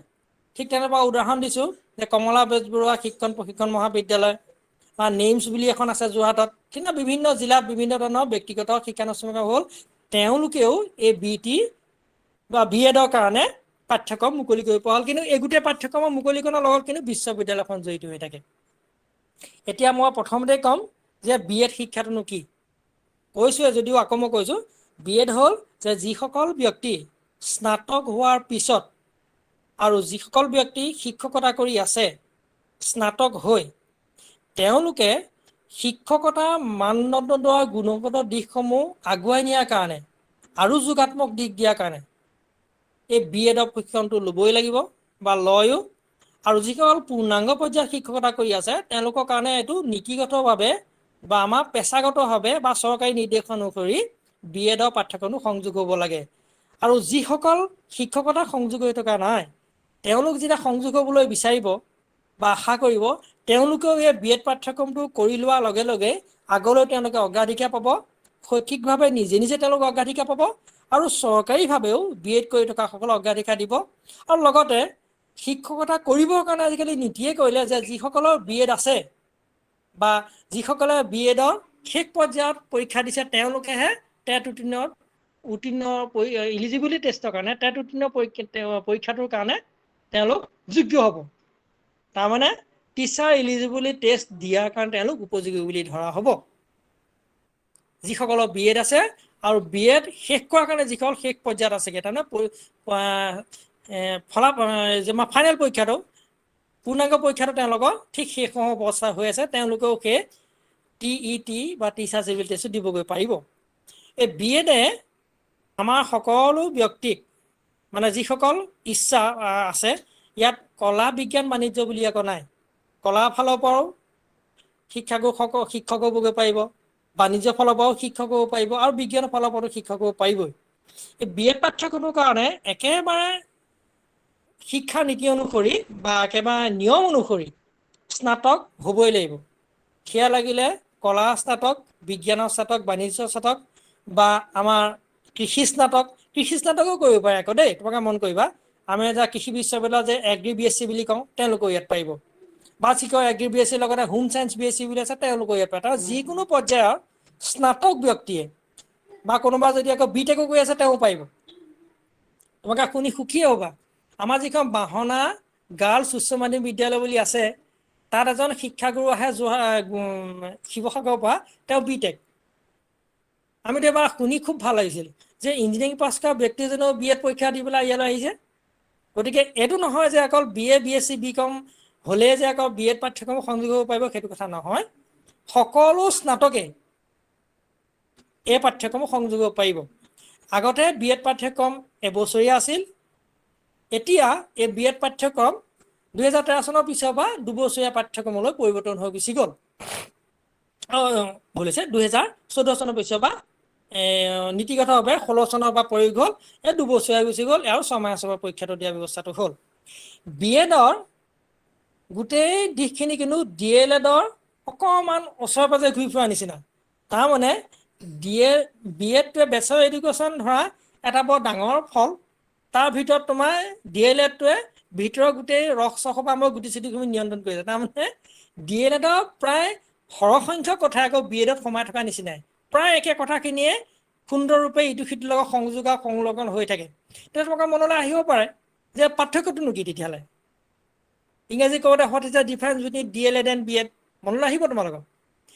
ইয়াৰ একদম সৰুকৈ বুজিবা যে শ্ৰেণীনুসৰি যিটো কোৱা হয় যে ইফ চিটুৱেশ্যন ডিমাণ্ড, পৰিস্থিতিয়ে যেতিয়া বিচাৰে সেই অনুসৰি আমি ছাত্ৰ ছাত্ৰী কৰিব লাগিব, শিক্ষাদান কৰিব লাগিব। গতিকে অষ্টম শ্ৰেণীলৈকে পৰিৱেশ আৰু পৰিস্থিতি আৰু পাঠ্যক্ৰম অনুসৰি যিখিনি আদি আদান প্ৰদান কৰিব লাগে শিক্ষাগুৰুজনে, তেওঁলোকৰ কাৰণে সেই ডিএডটো একেবাৰে সুন্দৰ এটা অৰ্হতা নিচিনা হৈ পৰে বা এটা শিক্ষণীয় দিশৰ লগত সহায় কৰে কাৰক হিচাপে হৈ পৰে। কিন্তু নৱম আৰু দশম শ্ৰেণী, একাদশ দ্বাদশ শ্ৰেণী, সেই শ্ৰেণীসমূহত যিমানখিনি পাঠ্যক্ৰমৰ লগত সংযোগ কৰা বস্তুখিনি দিশখিনি ওপৰ খাপলৈ লৈ যাবগৈ লাগিব, যিটো কৌশলগত দিশ, যিটো এডুকেশ্যনেল মেথড বুলি কোৱা হয়, শৈক্ষিক কৌশল, সেই কৌশলখিনিসমূহ কিন্তু অৱলম্বন কৰি লৈ যাওঁতে বিএডেহে সহায় কৰিব। সহায় কৰা দিশবোৰ প্ৰায় একে, তাৰমানে সকলোৱে ছাত্ৰ ছাত্ৰী অভিমুখে যাবগৈ, কিন্তু তাত কিছুমান ছাত্ৰ ছাত্ৰী কম বয়সৰ থাকিব, অষ্টম শ্ৰেণীলৈকে 14 বছৰলৈকে থাকিব, কিছুমান আকৌ তোমাৰ 18লৈকে থাকিব, 15, 16, 17, 18 হৈ থাকিব, নৱম দশম একাদশ দ্বাদশ।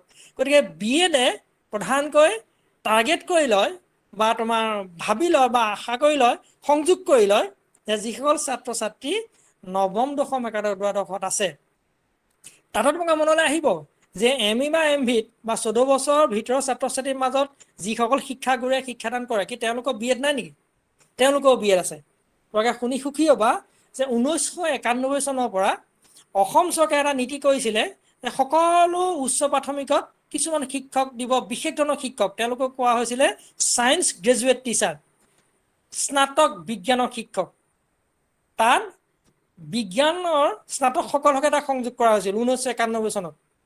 তেতিয়া আমাৰ যোৰহাট জিলাত বহু ব্যক্তি কম আছিল, বোলে পোষ্ট ওলাইছিল 150, মানুহ আহিছিল 120 জন বা 15 জন, মানুহে পাব ওলাইছিল তেতিয়া দিনত। গতিকে তেতিয়া সেই বিজ্ঞানৰ স্নাতকসকলৰ লগত যিসকলৰ বিএড আছিল তেওঁলোকক বহুখিনি অগ্ৰাধিকাৰ দিয়া হ'ল, বা তেওঁলোকৰ পাৰিতোষিকৰ ক্ষেত্ৰত অগ্ৰাধিকাৰ দিয়া এতিয়াও পাই আছে, আৰু সেইসকলে আকৌ বহুতে পিছত বিএড কৰিও লৈছে। তোমালোকে মনত এইটো নাভাবিবা যে আকৌ নিম্ন প্ৰাথমিক বা উচ্চ প্ৰাথমিকৰ বিএড থকা মানুহ নাই নেকি বা প্ৰয়োজন নাই নেকি? প্ৰয়োজন আছে, কিন্তু DLED পাঠ্যক্ৰমে যিমানখিনি সহায় কৰে বিএডে সহায় নকৰিলেও DLEDে সেইখিনি পাঠ্যক্ৰম সহায় কৰাটো হৈ যায়। আকৌ বিএড যদি থাকে ওপৰকহে তেওঁলোকক সহায় কৰিব পাৰে। যেনে ধৰা তোমালোকে মাংস অকণ খাবলৈ বিচাৰিছা, মাংসটো বেলেগ বেলেগ ধৰণে খাব পৰা, তোমালোকে জোল কৰি খাবা, তোমালোকে ফ্ৰাই কৰি খালা, বা বেলেগ ধৰণে মছলাযুক্ত দি পেলাই খালা, বা বাটাৰ দি পেলাই খালা, ইত্যাদি ইত্যাদি কৰি পেলাই। ঠিক তেনেকৈ শৈক্ষিক দিশসমূহ তেনেকুৱা ধৰণৰ। এতিয়া বিএডেও বেলেগ বেলেগ ধৰণে ধুনীয়াকৈ শিক্ষাৰ্থীসকলক যোগসূত্ৰ কৰিবৰ কাৰণে শিক্ষকসকলক সহায় কৰিব, আৰু DLEDও বেলেগ বেলেগ সুন্দৰ ধৰণে সেইবিলাক শিক্ষকসকলক সহায় কৰিব, শিক্ষাৰ্থীসকলক সহায় কৰিবৰ কাৰণে। কিন্তু উচ্চ খাপত তাৰমানে নৱম দশম একাদশ দ্বাদশত সাধাৰণতে দেখা যায় বা চৰকাৰেও নীতি কৰি দিছে বা কোৱা হৈছে যে বিএড পাঠ্যক্ৰমটো একেবাৰে জৰুৰী বা আছে বা থাকিব লাগে, বা যিসকলে কৰি ল'ব তেওঁলোকক অগ্ৰাধিকাৰ দিয়া হ'ব। এই বেচেলৰ অফ এডুকেশ্যনত যিহেতু 2 বছৰীয়া কৰা হ'ল, আগৰ এবছৰীয়া কৰোঁতে কিন্তু যিবিলাক পাঠ্যক্ৰম আছিল, মানে তাত যিখিনি বস্তু সোমাই আছিল পঢ়িব লগা, এতিয়া অকণমান ভাগ বতৰা কৰি বেলেগ বেলেগ ধৰণে ইয়াক সুন্দৰকৈ সজাই পৰি তোলা হৈছে। য'ত কোৱা হয়, তোমালোকে ইংৰাজীতে ক'লে ভাল পাবা বা কৈ লওঁ, সেই হৈছে এডুকেশ্যন ডিজাইন, তাৰমানে শৈক্ষিক ধুনীয়াকৈ সাজোন এটা কৰাই লোৱা হ'ল যে এই ছমাহত এয়া পঢ়িব, পিছৰ ছমাহত সেয়া পঢ়িব, 3 নম্বৰ ছমাহত সেয়া হ'ব। তোমালোকে যিটো ছেমিষ্টাৰ বুলি কোৱা, সেই ছেমিষ্টাৰ 4টাত শেষ কৰি পেলাই বিএড পাঠ্যক্ৰমটো শেষ হৈ গুচি যায়। আকৌ সেই আকৌ ছমহীয়াকৈ আকৌ DLEDতো হয় আকৌ দেই, এবছৰীয়াটো বহুতে পাতে আৰু ছমহীয়াটো পাতে। সেইটো নীতি অনুসৰিহে হয়, বোলে এইবছৰ আমি এবছৰীয়া দিছোঁ, আমি এই পিছৰ বছৰ বোলে ছমহীয়াকৈ, সেইটো চৰকাৰৰ ওপৰত নিৰ্ভৰ কৰে বা আমাৰ SCET ওপৰত নিৰ্ভৰ কৰে। এতিয়া বিএডৰ তোমালোকে যেতিয়া সংযোগ বা সংলগ্ন হ'বলৈ বিচাৰিবা, তাৰ লগত তোমালোকৰ মানসিকতাটো সেই শৈক্ষিক দিশবিলাকৰ লগত সংযোগ হ'ব লাগিব। আৰু তোমালোকৰ অকণমান বেছি সহায় কৰা জানা, যিসকলৰ স্নাতক পৰ্যায়ত শিক্ষা বিষয়টো আছে, শিক্ষা বিষয়টো থাকিলে বহুখিনি কথা সহায় হয়, আৰু সেই সহায়ক ভূমিকাখিনি লৈ পেলাই বিএডৰ কেইখনমান পত্ৰত এডুকেশ্যন বা শিক্ষা বিষয়টোত থকাসকলৰ অকণমান সহায় হয়। কিন্তু সেইদে বুলি এইটো নহয় আকৌ দেই যে তেওঁলোকেহে পাৰিব, সেইটো কথা নহয়। বাণিজ্যসকল স্নাতক কৰিব পাৰিব, কলা স্নাতক কৰিব পাৰিব, বিজ্ঞানৰ স্নাতক কৰিব পাৰিব, বা অন্য স্নাতক কৰিব পাৰিব। বিএড পাঠ্যক্ৰমটো আমাৰ ভাৰতবৰ্ষৰ কাৰণে, অসমৰ কাৰণে, সমগ্ৰ শিক্ষা ব্যৱস্থাৰ কাৰণে বৰ সুন্দৰ, জৰুৰী, প্ৰয়োজন। আৰু যিসকল টাৰ্গেট গ্ৰুপ বুলি কোৱা, টাৰ্গেটিভ এপ্ৰ'চ, টাৰ্গেট মানে তেওঁলোকে একেবাৰে ভাবি আছে আমি এইফালে যামগৈ আৰু আপোনাই আছে যে আমি শিক্ষকতা কৰিম দেই, বা শিক্ষকতাৰ নিচিনাকৈ কিছুমান এই পদবীত আমি সংযোগ হ'ম, তেওঁলোকৰ কাৰণে বিএডটো বৰ সুন্দৰৰূপে সহায়ক ভূমিকা পালন কৰে, জৰুৰী হিচাপে পালন কৰে, আৰু অৰ্হতাৰ অতিৰিক্ত দিশ হিচাপে সকলোকে আগুৱাই নিয়াত সহায় কৰে। গতিকে মৰমৰ ছাত্ৰ ছাত্ৰীসকল, এই বিএডত সংক্ষেপে কথাখিনি এইখিনি, আৰু মই অকণমান ৰিকেপ বা আকৌ পুনৰ আলোচনা হিচাপে মই আকৌ কৈ দিম বিএডৰ ক্ষেত্ৰত।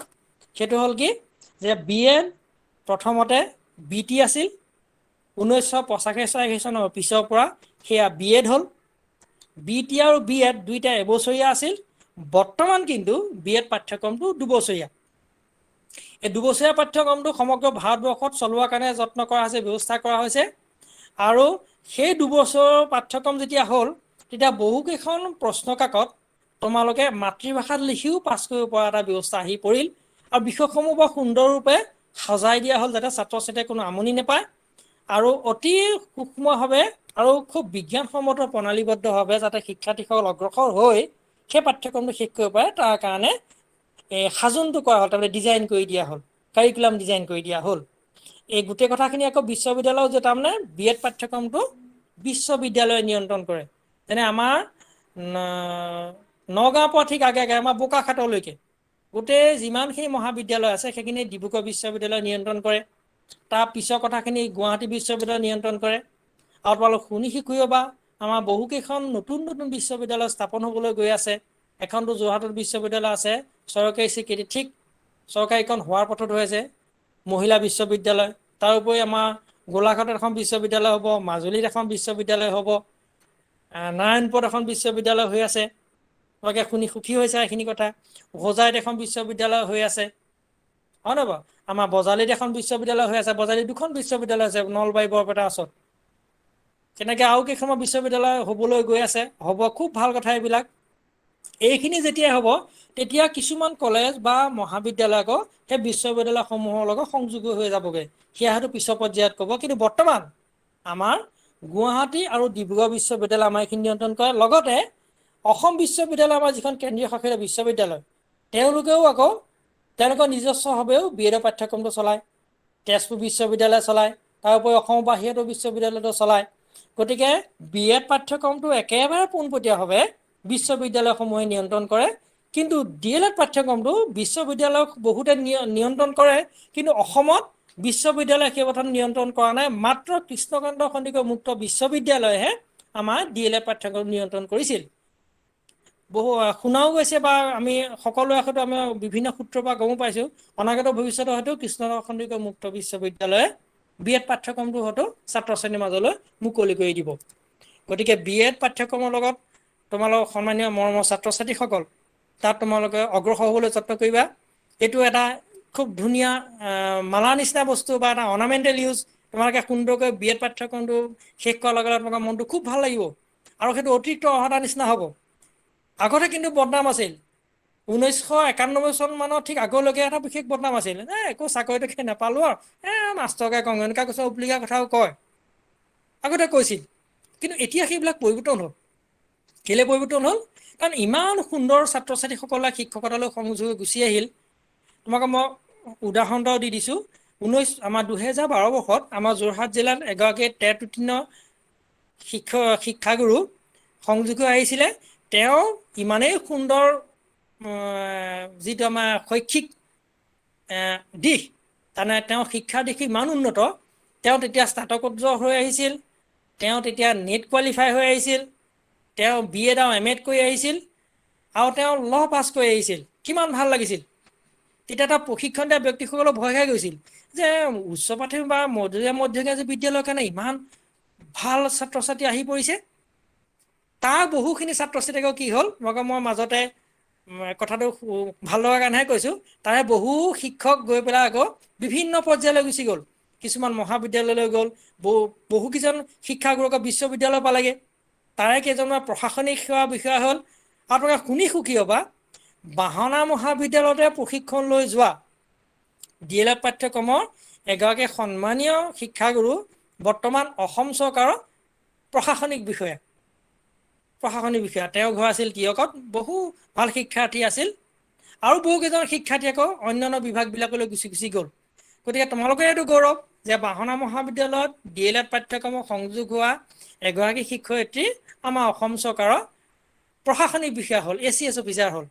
তেওঁ তোমাক শুনি সুখী হ'বা, কিন্তু তেওঁ বহুখিনি দিশ বেকগ্ৰাউণ্ড হয়তো বাহনা মহাবিদ্যালয়ে তৈয়াৰ কৰি দিছে। গতিকে মৰমৰ ছাত্ৰ ছাত্ৰীসকল, BEDৰ লগত আমি বহুখিনি কথা কৈছোঁ। DLEDৰ কথা মানে তোমালোকে বহুখিনি জানাও বা তোমালোকৰ ওচৰৰ বহু ব্যক্তিক তোমাক সহায় কৰিব। সন্মানীয় ছাৰসকলেও মহাবিদ্যালয়ৰ তোমালোকৰ সন্মানীয় প্ৰবক্তাসকলেও তোমালোকক সহায় কৰিব। মাজতে খালি আমি বা মই এইটো ক্ষেত্ৰত অকণমান সংযোগ হৈ আছোঁ কাৰণে তোমালোকক এইখিনি কথা ক'বলৈ মই সাহসটো পাইছোঁ বা সুযোগ পাইছোঁ। সেইকাৰণে মই আমাৰ সন্মানীয় শিক্ষাগুৰুসকললৈ মই শ্ৰদ্ধাও জনাইছোঁ। আৰু এতিয়া মই ৰিকেপ কৰাৰ মাজতে কিন্তু আকৌ দুটা নতুন কথা কৈ দিবলৈ বিচাৰিছোঁ। সেই দুটা হ'ল কি, প্ৰথম কথাটো হ'ল তোমালোকৰ BEDৰ পাঠ্যক্ৰম বা DLED পাঠ্যক্ৰমৰ বহুখিনি কথা কিন্তু নতুন শিক্ষানীতিয়ে নতুন ধৰণে কিন্তু সজাই পৰাই তুলিব। তাৰমানে DLED আৰু BEDক ঠিক ওচৰ চপা নিচিনা এটা পৰিক্ৰমা আহিব, যেতিয়াই অসম বা ভাৰতবৰ্ষত আমাৰ নতুন শিক্ষানীতি সম্পূৰ্ণৰূপে প্ৰচলন হ'ব, তেতিয়াই DLED আৰু BEDৰ কাৰণে বহুখিনি নতুন নীতি নিৰ্দেশনা আহিব। আৰু তোমালোকে নীতি নিৰ্দেশনাবিলাক তোমালোকে চাবা, সেই অনুসৰি গ্ৰহণ কৰিবা, আৰু গ্ৰহণ কৰি সময়োপযোগী হিচাপে তোমালোকে সেইখিনি ব্যৱহাৰ কৰি লৈ তোমালোকে মনেৰে সেইখিনি অৱতাৰণা কৰি লৈ সেই পাঠ্যক্ৰমক সংযোগ হ'বা। আৰু হৈ মই আশা কৰিম তোমালোক শিক্ষকতাই নহয়, অন্য বিভিন্ন পদবীত BEDৰ প্ৰয়োজন আছে, DLEDৰ প্ৰয়োজন আছে। আনকি বহু প্ৰশাসনিক শৈক্ষিক পদবীটো আকৌ BLED আৰু DLED লাগে। গতিকে সন্মানীয় ছাৰে কৈছে তোমালোকক শিক্ষকতাৰ লগত জড়িত কথা হয়, তাৰ লগত ছাৰে এইটোও কৈছে যে এইখিনি একেবাৰে প্ৰথম পৰ্যায়ৰ বস্তুহে। তাৰপিছত একেবাৰে ওপৰ খাপলৈকে গৈ থাকোঁতে তোমালোকক এই কথাখিনিয়ে বহু সহায় কৰিব। আৰু মাজতে মই আৰু এটি সৰু উদাহৰণ দিওঁ তোমালোকক। মৰাণৰ এগৰাকী হাইস্কুলৰ শিক্ষক আছিল। তেওঁ তেতিয়া BABT আছিল। পিছত তেওঁ কিন্তু কি হ'ল, ডিব্ৰুগড় বিশ্ববিদ্যালয়ৰ মুৰব্বী অধ্যাপক হিচাপে তেওঁ অৱসৰ গ্ৰহণ কৰিছিল। তাই কিন্তু স্কুলৰ শিক্ষাগুৰু আছিল। তেতিয়া তেওঁ BT আছিল, BABT আছিল। পিছত তেওঁ গৈ তাৰপৰা তেওঁ সন্মানীয় মূল পদবীৰ পৰা তেওঁ অৱসৰ ল'লে। আৰু লগতে ডিব্ৰুগড় বিশ্ববিদ্যালয়ৰ উপাচাৰ্যৰ কথা গম পোৱা, তেওঁ প্ৰিন্সিপালছত আছিলে, তেওঁ BEd কৰা ব্যক্তি আছিল, তাৰপিছত MAd কৰিছিল। এনেকুৱা বহুত ধুনীয়া কথাবিলাক আছে। কেতিয়াবা তোমালোকৰ সন্মানীয় ছাৰ এইবিলাক কথা ক'ব। তাৰমানে শিক্ষকতাৰ লগত জড়িত প্ৰতিটো সৰু বৰ খাপত DLED আৰু BEDে তোমালোকক সহায় কৰিব। এটা প্ৰস্তুতি সম্পৰ্কত কিন্তু তোমালোকৰ কথা প্ৰায় একেখিনিয়ে। মই এতিয়া আকৌ ঘূৰি আহিছোঁ প্ৰস্তুতি। প্ৰয়োজনীয় কথাখিনি মই তোমাক প্ৰায় কোৱা নিচিনা হৈছে, লাগিলে আকৌ মই ক'ম প্ৰশ্নত তোমালোকে যে সোধা। হেল্ল' প্ৰস্তুতি হেল্ল' দত্ত ডাঙৰীয়া, মই মাজতে হেৰি কৰিছোঁ, আপুনি যিহেতু প্ৰস্তুতি সম্পৰ্কে আৰু ক'বই, গতিকে তাৰ লগতে প্ৰশ্ন কেইটামান লগতে কৈ দিওঁ নেকি, সেইখিনি ছাত্ৰ ছাত্ৰী উপকৃত হ'ব পৰাকৈ আপুনি সামৰি পেলাই একেলগে হেৰি কৰি দিব পাৰিব। ঠিক আছে। প্ৰথম ঠিক আছে। ঋতুৰাজ দত্তই প্ৰথমতে সুধিছে যে ছাৰ DLEDৰ লগত DLEDৰ শুনিছেনে? ঋতুৰাজ দত্তই সুধিছে DLEDৰ চিলেবাছ আৰু চিট কেপাচিটিৰ ওপৰত জনাব। মই প্ৰশ্নখিনি কৈ দিছোঁ। পপী বৰাই কৈছে DLEDৰ এন্ট্ৰেন্স এক্সামৰ বাবে কোনবিলাক কিতাপ পঢ়িব লাগে জনাবচোন। ঠিক তেনেকে দেৱযানী বৰাই কৈছে যে BEd বা DLED কৰিবলৈ গ'লে এখন বণ্ডত চাইন কৰিব লাগে যে আমি ইয়াৰ সমান্তৰালভাৱে কোনো ধৰণৰ অন্য কৰ্চত ভৰ্তি হৈ থকা নাই। গতিকে যদি আমি BA বা MA পঢ়ি থকা অৱস্থাত যদি BEd বা DLED কৰোঁ আৰু কৰিবলৈ ইচ্ছা কৰোঁ, তেতিয়াহ'লে তাৰ কি সুবিধা আছে, সেইটো দেৱযানী। ঠিক তেনেকে ময়ূৰী শইকীয়াই সুধিছে, ছাৰ DLEDৰ অনলাইন ফৰ্ম ফিল-আপৰ লাষ্ট ডেট কেতিয়া জনাব? আপুনি অলৰেডি কৈছে বাৰু, আকৌ এবাৰ ৰিপিট কৰি দিব। কৃষ্ণাক্ষী দোলাকাকুৰিয়ে কৈছে BEd বা DLEDৰ প্ৰিপেৰেশ্যনৰ প্ৰিপেৰেশ্যন কিদৰে কৰিব পাৰিম সেই বিষয়ে জনাব কৈছে। ঠিক তেনেকে প্ৰিয়ংকা শইকীয়াই কৈছে ডিষ্টেঞ্চ মোডত DLED কৰিব পাৰি নেকি জনাব। তাৰপিছত ইন্দ্ৰাণীয়ে কৈছে কুৱেশ্যন পেপাৰ কেনেকুৱা ধৰণৰ হ'ব DLEDত সেই বিষয়ে অকণমান জনাবলৈ কৈছে। ঠিক তেনেকে চাবৰিন বেগমে কৈছে DLED এন্ট্ৰেন্সত প্ৰিপেৰেশ্যন কিদৰে কৰিব পাৰি সেই সম্পৰ্কে তেওঁ প্ৰশ্ন কৰিছে। উত্তম বৰাই কৈছে ছাৰ MSc আৰু BEd একেলগে কৰিব পৰা যাব নেকি? জ্যোৎস্না দাসে কৈছে DLED-ৰ ছাৰ। বাবে কি কি কিতাপ পঢ়িব লাগে। কেইবাটা প্ৰশ্ন ৰিপিট হৈ আছে, আপুনি সুবিধা পাব হয় উত্তৰ ছাৰ। দিবলৈ। সাগৰিকাই কৈছে, সাগৰিকা বৰাই কৈছে DLED-ৰ কুৱেশ্যন পেটাৰ্ণ বিষয়ে অলপ জনাব। আৰু গোপাল বৰাই কৈছে যে BSc আৰু MA কৰিলে হায়াৰ ছেকেণ্ডেৰী টেট টিচাৰৰ কাৰণে এপ্লাই কৰিব পাৰি নেকি? এইখিনি হ'ল ছাত্ৰ ছাত্ৰীসকলে টেট বক্সত দিয়া প্ৰশ্নসমূহ। গতিকে আপুনি বাৰু ধুনীয়া প্ৰশ্নখিনি যিমান পাৰে আপুনি তেওঁলোকৰ হেৰিয়াকে হ'ব ছাৰ, হ'ব। ধন্যবাদ। ধন্যবাদ ভৰালী ছাৰ। বৰ ধুনীয়া প্ৰশ্ন অৱতাৰণা হৈছে। মই ইমান সুন্দৰ প্ৰশ্ন আহিব বুলি ভবাই নাছিলোঁ। মই ভাল লাগিছে কথাখিনি। প্ৰথম কথা উত্তৰ দিছোঁ বাৰু। ছিট কেপাচিটি হ'ল কি, আমাৰ DLED-ৰ কাৰণে সমগ্ৰ অসমত জিলা অনুসৰি ভাগ বতৰা কৰি দিয়া থাকে। মই উদাহৰণটো দিওঁ তোমাক। আমাৰ নৰ্মাল স্কুলত যিখিনিয়ে DLED কৰিব তেওঁলোকৰ কাৰণে 100টা ছিট আছে। আৰু ডায়েটৰ কাৰণেও ঠিক 110 বা 20টা ছিট আছে। আমাৰ যোৰহাট জিলাত মাত্ৰ 2খন শিক্ষানুষ্ঠানতহে বৰ্তমান DLED কৰিব পৰা হ'ব। এখন হৈছে নৰ্মাল স্কুল আৰু এখন হৈছে আমাৰ ডায়েট তিতাবৰ। লগতে আমাৰ যোৰহাট পাৰ ঠিক দেৰগাঁৱৰ ওচৰত, যদিও গোলাঘাট জিলাৰ দেৰগাঁৱৰ ওচৰত আকৌ কিন্তু DLED কৰিবৰ কাৰণে BTC এখন আছে, Dergaon basic training centre. Dergaon বুনিয়াদী প্ৰশিক্ষণ কেন্দ্ৰ, তাত আকৌ ডায়েট এখনো আছে। ঠিক তেনেকৈ প্ৰতিখন জিলাত কমেও 240জনকৈ ছাত্ৰ ছাত্ৰীয়ে প্ৰতিবৰ্ষত DLED কৰিব পাৰে। আমাৰ যোৰহাট জিলা 240জন দিয়ে আৰু অন্য জিলাত তেনেকৈ দিয়ে। আৰু আমাৰ যোৰহাটৰ ছাত্ৰ ছাত্ৰী যে গৈ পেলাই আকৌ অন্য জিলাত কৰিব নোৱাৰিব সেইটো কথা নহয়। তাৰমানে সমগ্ৰ অসমৰ ছিট কেপাচিটি বা মূল আসন কিমান হ'ব সেয়া প্ৰথমতে বিজ্ঞপ্তিত দি দিয়ে। এতিয়া 30 মেলৈকে অনলাইন চলি আছে। যিসকলে DLED কৰিব লাগিব অনলাইন কৰিব পৰা ব্যৱস্থাটো কৰি দিছে 30 মেলৈকে। তাত তোমাকে বিজ্ঞপ্তিটো দিলে চাবা, যিটো এডভাৰটাইজ দিছে তাত সম্পূৰ্ণ ছিটৰ কথাটো দি দিয়া আছে। দ্বিতীয় কথা হ'ল তোমাক কৈছে যে পাঠ্যক্ৰম কি পাঠ্যক্ৰম হ'ব, বাকীখিনি কিতাপ পঢ়িব লাগিব। তোমাক শুনি সুখী হ'বা যে আমাৰ যিখিনি ছাত্ৰ ছাত্ৰীয়ে 8ম মানলৈকে কিতাপ পঢ়ি আছে বা মূল যিখিনি পাঠ্যপুথি আছে সেই পাঠ্যপুথিবিলাক পঢ়িলে তোমালোকে DLEDৰ কাৰণে যিটো অৰ্হতা বা যিটো এণ্ট্ৰেঞ্চ পৰীক্ষা, বাছনি পৰীক্ষা, তাত তোমালোক উপকৃত হ'বা। সেই প্ৰশ্ন কাকতখিনি সেই কিতাপবিলাকৰ মাজৰ পৰা আহে। যদিও কিছুমান আমাৰ সৰু সৰু নোট ওলায় বা বিভিন্ন ধৰণৰ সহায়িকা পুথি ওলায়, কিন্তু মূল বস্তুবিলাক আমাৰ 8ম শ্ৰেণীলৈকে যিবিলাক FTP মানে ফ্ৰী টেক্সটবুক, বিনামূলীয়া পাঠ্যপুথি আছে, তাত অসম চৰকাৰ পাঠ্যপুথিসমূহত তোমালোকে সম্পূৰ্ণ জ্ঞানখিনি তাত পাবা। আৰু সাধাৰণ জ্ঞানৰ কাৰণেও যিমানখিনি আহে তাত আমাৰ এই মূল পাঠ্যক্ৰম ধৰি পেলাই তাত সেই কথাখিনি আহে। তৃতীয়টি কথা বৰ ধুনীয়া কথা আৰু প্ৰশ্ন হৈছে যে আমি DLED আৰু BED কৰোঁতে অন্য কোৰ্চ বা অন্য পাঠ্যক্ৰমে সংযোগ নোহোৱা বুলি লিখি দিব লাগে। বহু বিশ্ববিদ্যালয়ে সেইটো নিয়ম কৰিছে। কিন্তু তোমাকে শুনিছোঁ কিবা যোৱা 2020 বৰ্ষত বিশ্ববিদ্যালয় অনুদান আয়োগে এটা নিৰ্দেশনা জাৰি কৰিছে। সেইটো হ'ল কি, এজন শিক্ষাৰ্থীয়ে একে বছৰতে 2টা পাঠ্যক্ৰম কৰিব পাৰিব। তোমাকে শুনি সুখী হ'বা। এইটো একে বছৰতে দুজন ব্যক্তিয়ে 2টা পাঠ্যক্ৰম কৰিব পাৰিব। কিন্তু তাত দি দিছে আকৌ দেই বিশেষ দ্ৰষ্টব্য যে একেখন বিশ্ববিদ্যালয়ত নহয় আকৌ বা একেটা শিক্ষানুষ্ঠানত নহয়। যেনিবা তুমি ডিব্ৰুগড় বিশ্ববিদ্যালয়ৰ অধীনত BED কৰি আছা, তুমি আকৌ গুৱাহাটী বিশ্ববিদ্যালয়ত পঢ়িবগৈ পাৰিবা, কিন্তু তাত আকৌ তুমি ডিষ্টেঞ্চ মোডত পঢ়িব লাগিব। কিন্তু সেই একেটা বৰ্ষতে তুমি 2টা পৰীক্ষা দিব পাৰিবা। আৰু একে বৰ্ষতে 2টা বিষয়ক মান্যতাও তোমালোকক দিব। তোমালোকৰ ইলিজিবল হ'ব যে হয় এইজনে 2টা হেৰি কৰি থকা হয়। আগতে এইটো অকণমান নাছিল, কিন্তু এতিয়া যোৱা বৰ্ষত তোমালোকে চাবা বিশ্ববিদ্যালয় অনুদান আয়োগে সেইটো নতুন নিয়ম কৰি থৈছে। তোমালোকে UGC ৱেবছাইটলৈ গৈ চাবা যে একে বৰ্ষত 2টা বিষয় আমি 2টা পাঠ্যক্ৰম ল'ব পাৰোঁ। কিন্তু তোমালোকে একেখন বিশ্ববিদ্যালয়ত নহয় বা একে শিক্ষানুষ্ঠানত নহয় বা একে বোৰ্ড বা অন্য সংস্থাৰ অধীনত আকৌ নহয়। যেনিবা তুমি BED কৰি আছা বা DLED কৰি আছা SCERT আণ্ডাৰত, তুমি আকৌ SCERT আণ্ডাৰত অন্য এটা পাঠ্যক্ৰম কৰিব নোৱাৰা। সেইটোহে আচলতে এগ্ৰিমেণ্টটো বিচাৰে। আৰু BED আৰু DLED 2টা বস্তু আকৌ কি হ'ল জানা, পূৰ্ণাংগ ৰূপত ধৰিলে। আগতে প্ৰাইভেটকৈ পঢ়াৰ কথা আছিলে, এতিয়া কিন্তু কি হ'ল 9 বজাৰ পৰা যিহেতু শ্ৰেণীসমূহ আৰম্ভ কৰি দিলে, সেইকাৰণে সেই এগ্ৰিমেণ্টটো কৰা নকৰা একেই থাকিল।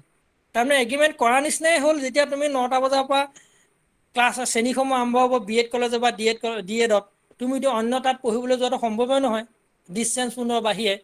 গতিকে আওপকীয়াভাৱে আচলতে তেওঁলোকে এটা চুক্তি কৰা নিচিনা হৈ যায়, যদিও চুক্তি কৰা কিন্তু কৰা নিচিনা হৈ যায়। কিন্তু এইটো নহয় কয় যে তুমি অন্য বিশ্ববিদ্যালয়ত তোমাকে দূৰসংযোগ পাঠ্যক্ৰমত ল'ব নোৱাৰিবা।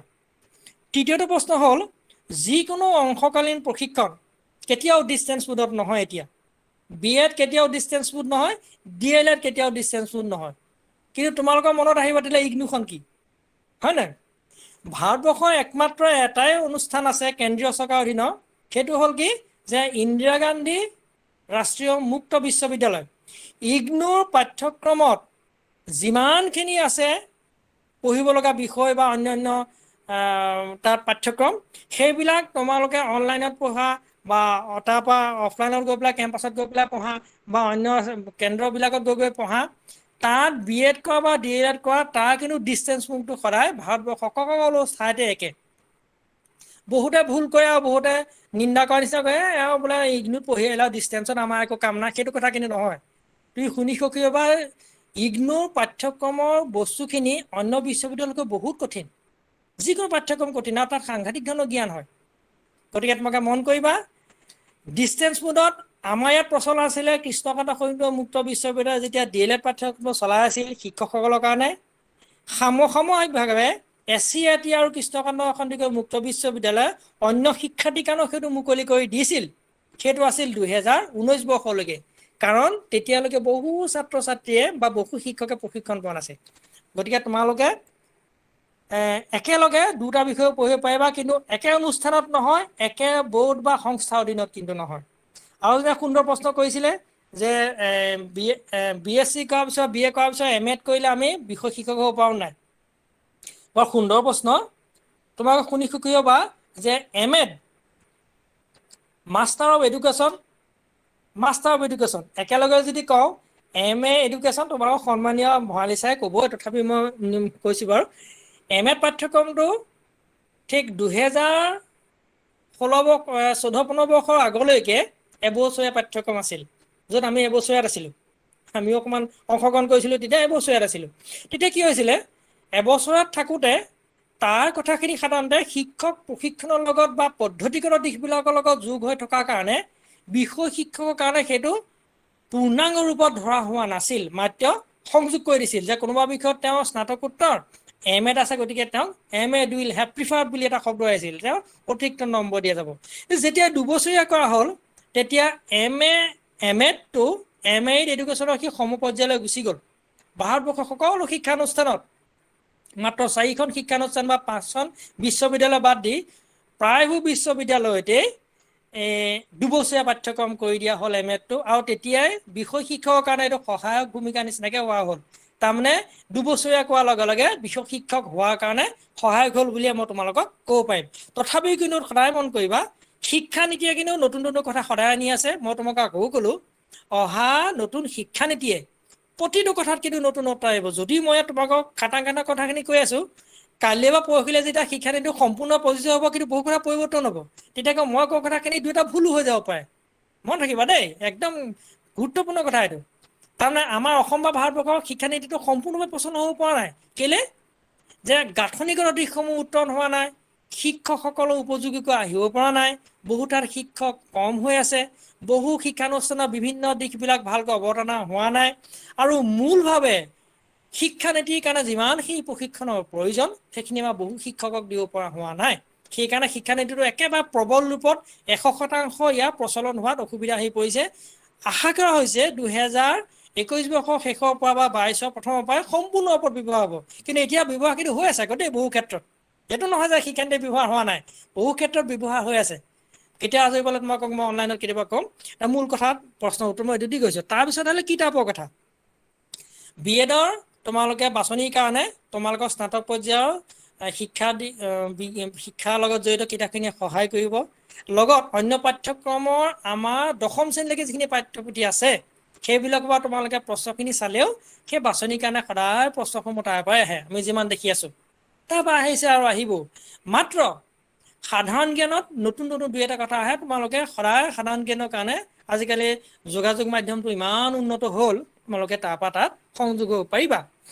আৰু এটা প্ৰশ্ন তোমালোকৰ আহিছিলে সেইটো আছিলে কি যে DED-টো আমি ডিষ্টেঞ্চত কৰিব পাৰিম নে BED-টো মই তোমাক ক'লোৱেই আকৌ মই কৈছোঁ কোনো ইন ছাৰ্ভিচ ট্ৰেইনিং DLED আৰু BED বৰ্তমান ডিষ্টেঞ্চ মোডত দিয়া হোৱা নাই তোমালোকে বাহিৰৰ বিশ্ববিদ্যালয়ত পঢ়ি যদি তাত অংশগ্ৰহণো কৰিছাগৈ DLED-ৰ কাৰণে যদি কৰাওঁ বা BED-ও কৰাগে তাত মই ডিষ্টেঞ্চ মোডত তোমালোকক নিদিয়ে আৰু দিলেও সেইটো আমাৰ ইয়াত প্ৰযোজ্য নহ'ব প্ৰযোজ্য হ'বলৈ হ'লে সদায় সেইখিনি অংশকালীনভাৱে পূৰ্ণভাৱে ইয়াত অংশগ্ৰহণ কৰিব লাগিব মাত্ৰ এক্সেপশ্যন ইন্দিৰা গান্ধী মুক্ত বিশ্ববিদ্যালয়ে BED DLED MA MAd MPhil PhD সকলো কথা কিন্তু একেবাৰে ডিষ্টেঞ্চ মোডত দি আছে আৰু সেইটো সম্পূৰ্ণভাৱে মান্য তাৰ মান্যতা সম্পূৰ্ণভাৱে ধৰি দিছে ভাৰত চৰকাৰে আৰু অসম চৰকাৰে গতিকে মূল কথাকেইটা ইয়াত তোমালোকৰ প্ৰশ্নসমূহত ওলাই পৰিল আৰু লগতে প্ৰশ্ন আৰু এটা আহিছিলে যে আমি এইটো পাঠ্যক্ৰম কৰি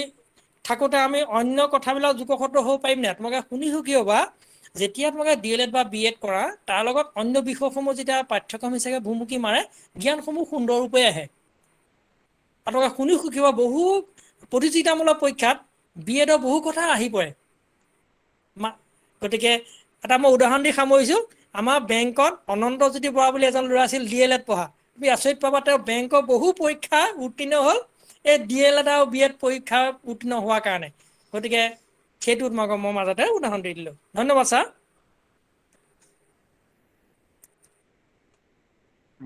ডক্টৰ ডাঙৰীয়া খুব ভাল লাগিলে আৰু খুবেই অতিকৈ আমি আনন্দিত তথাপিতো চাট বক্সত আৰু ভালেখিনি প্ৰশ্ন আছিলে কাৰণ আমাৰ সময় কিছুমান সীমাবদ্ধতা আছে ছাত্ৰ ছাত্ৰীসকলক পুনৰ জনাওঁ যে তোমালোকে প্ৰশ্নখিনি থবা আৰু দৰকাৰ হ'লে ছাৰৰ নাম্বাৰ লৈ পেলাই ছাৰৰ লগত ব্যক্তিগতভাৱেও সুধিব পাৰিবা কিবা খোকোজা থাকিলে যিহেতু আমাৰ এইটো সীমিত সময়ৰ কাৰণে অনুষ্ঠিত কৰা প্ৰগ্ৰেম গতিকে সকলো ধৰণৰ প্ৰশ্ন লাষ্টৰ পৰ্যায়ৰ প্ৰশ্নখিনি আমি উত্তৰ দিবলৈ অসমৰ্থ হ'লোঁ সময় এটা সেইকাৰণে গতিকে সকলোকে ধন্যবাদ জনাইছোঁ আমাৰ ইয়াত উপস্থিত থকা সকলো ছাৰ বাইদেউসকল আৰু মৰমৰ ছাত্ৰ ছাত্ৰীসকল আৰু বিশেষভাৱে ধন্যবাদ জ্ঞাপন কৰিছোঁ আজি আমাৰ সমল ব্যক্তি উজ্জ্বল কুমাৰ দত্ত ডাঙৰীয়ালে তেখেতে খুব সাৱলীনভাৱে আৰু খুব তথ্যগতভাৱে আমাৰ বিষয়বস্তুবিলাক উপস্থাপন কৰিলে আৰু ছাত্ৰ ছাত্ৰীসকলেও যথেষ্ট ইয়াৰ পৰা উপকৃত হ'ব বুলি মই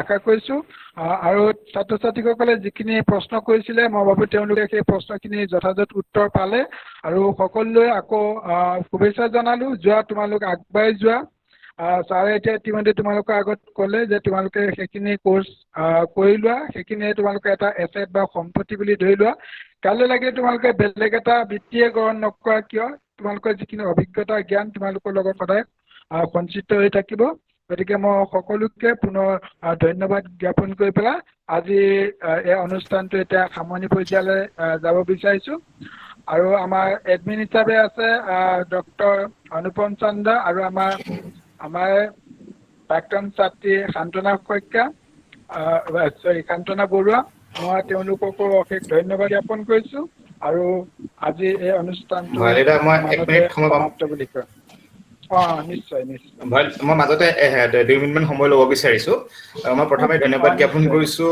আমাৰ সমল ব্যক্তিক খুব সুন্দৰভাৱে আপুনি উপস্থাপন কৰিলে আৰু অনুষ্ঠানটো খুব ভালদৰে পৰিচালনা কৰাৰ বাবে মই ভৰালী ডাঙৰীয়াকো ধন্যবাদ জ্ঞাপন কৰিছোঁ ছাত্ৰ ছাত্ৰীসকলকো ধন্যবাদ জ্ঞাপন কৰিছোঁ আৰু মই দুখ প্ৰকাশ কৰিছোঁ যে ছাত্ৰ ছাত্ৰীসকলৰ বহু প্ৰশ্ন আচলতে আমি উত্তৰ দিব নোৱাৰিলোঁ আৰু বিষয়টো অত্যন্ত বহল আৰু ছাত্ৰ ছাত্ৰীয়ে জানিবলগীয়া বহু কথা আছে আৰু আমি এই বিষয়টোৰ লগত খুব গভীৰভাৱে জড়িত নহয় বাবে বহু সময়ত আমি তেওঁলোকৰ প্ৰশ্ন উত্তৰ দিবও নোৱাৰোঁ আচলতে আপুনি যদিও কৈছে কিন্তু সঁচা কথা ক'ব গ'লে আমি ইয়াৰ ভিতৰুৱা বহু কথা নাজানো যিটো কথা আপুনি আজি খুব ধুনীয়াকৈ ছাত্ৰ ছাত্ৰীসকলক অৱগত কৰিছে আমাৰ সেই দুৰ্বলতাটো আছে আৰু যিহেতু আপোনাক আমি পাইছোঁ আৰু এটা সুযোগ ল'ব বিচাৰিছোঁ ছাত্ৰ ছাত্ৰীসকলৰ যিহেতু কিছু প্ৰশ্ন থাকি গ'ল যিহেতু কিছু প্ৰশ্ন ছাত্ৰ ছাত্ৰীসকলে কৰিম বুলি ভাবিছিলে উত্তৰ পাম বুলি ভাবিছিলে আমি দিব পৰা নাই গতিকে মই প্ৰথমেই কৈছিলোঁ যে আজি ছেশ্যনটো আমি ৰেকৰ্ড কৰিছোঁ এই ৰেকৰ্ড কৰা ছেশ্যনটো আমি খুব কম সময়ৰ ভিতৰতে এসপ্তাহমানৰ ভিতৰতে আমি ইউটিউবত মুকলি কৰি দিম আৰু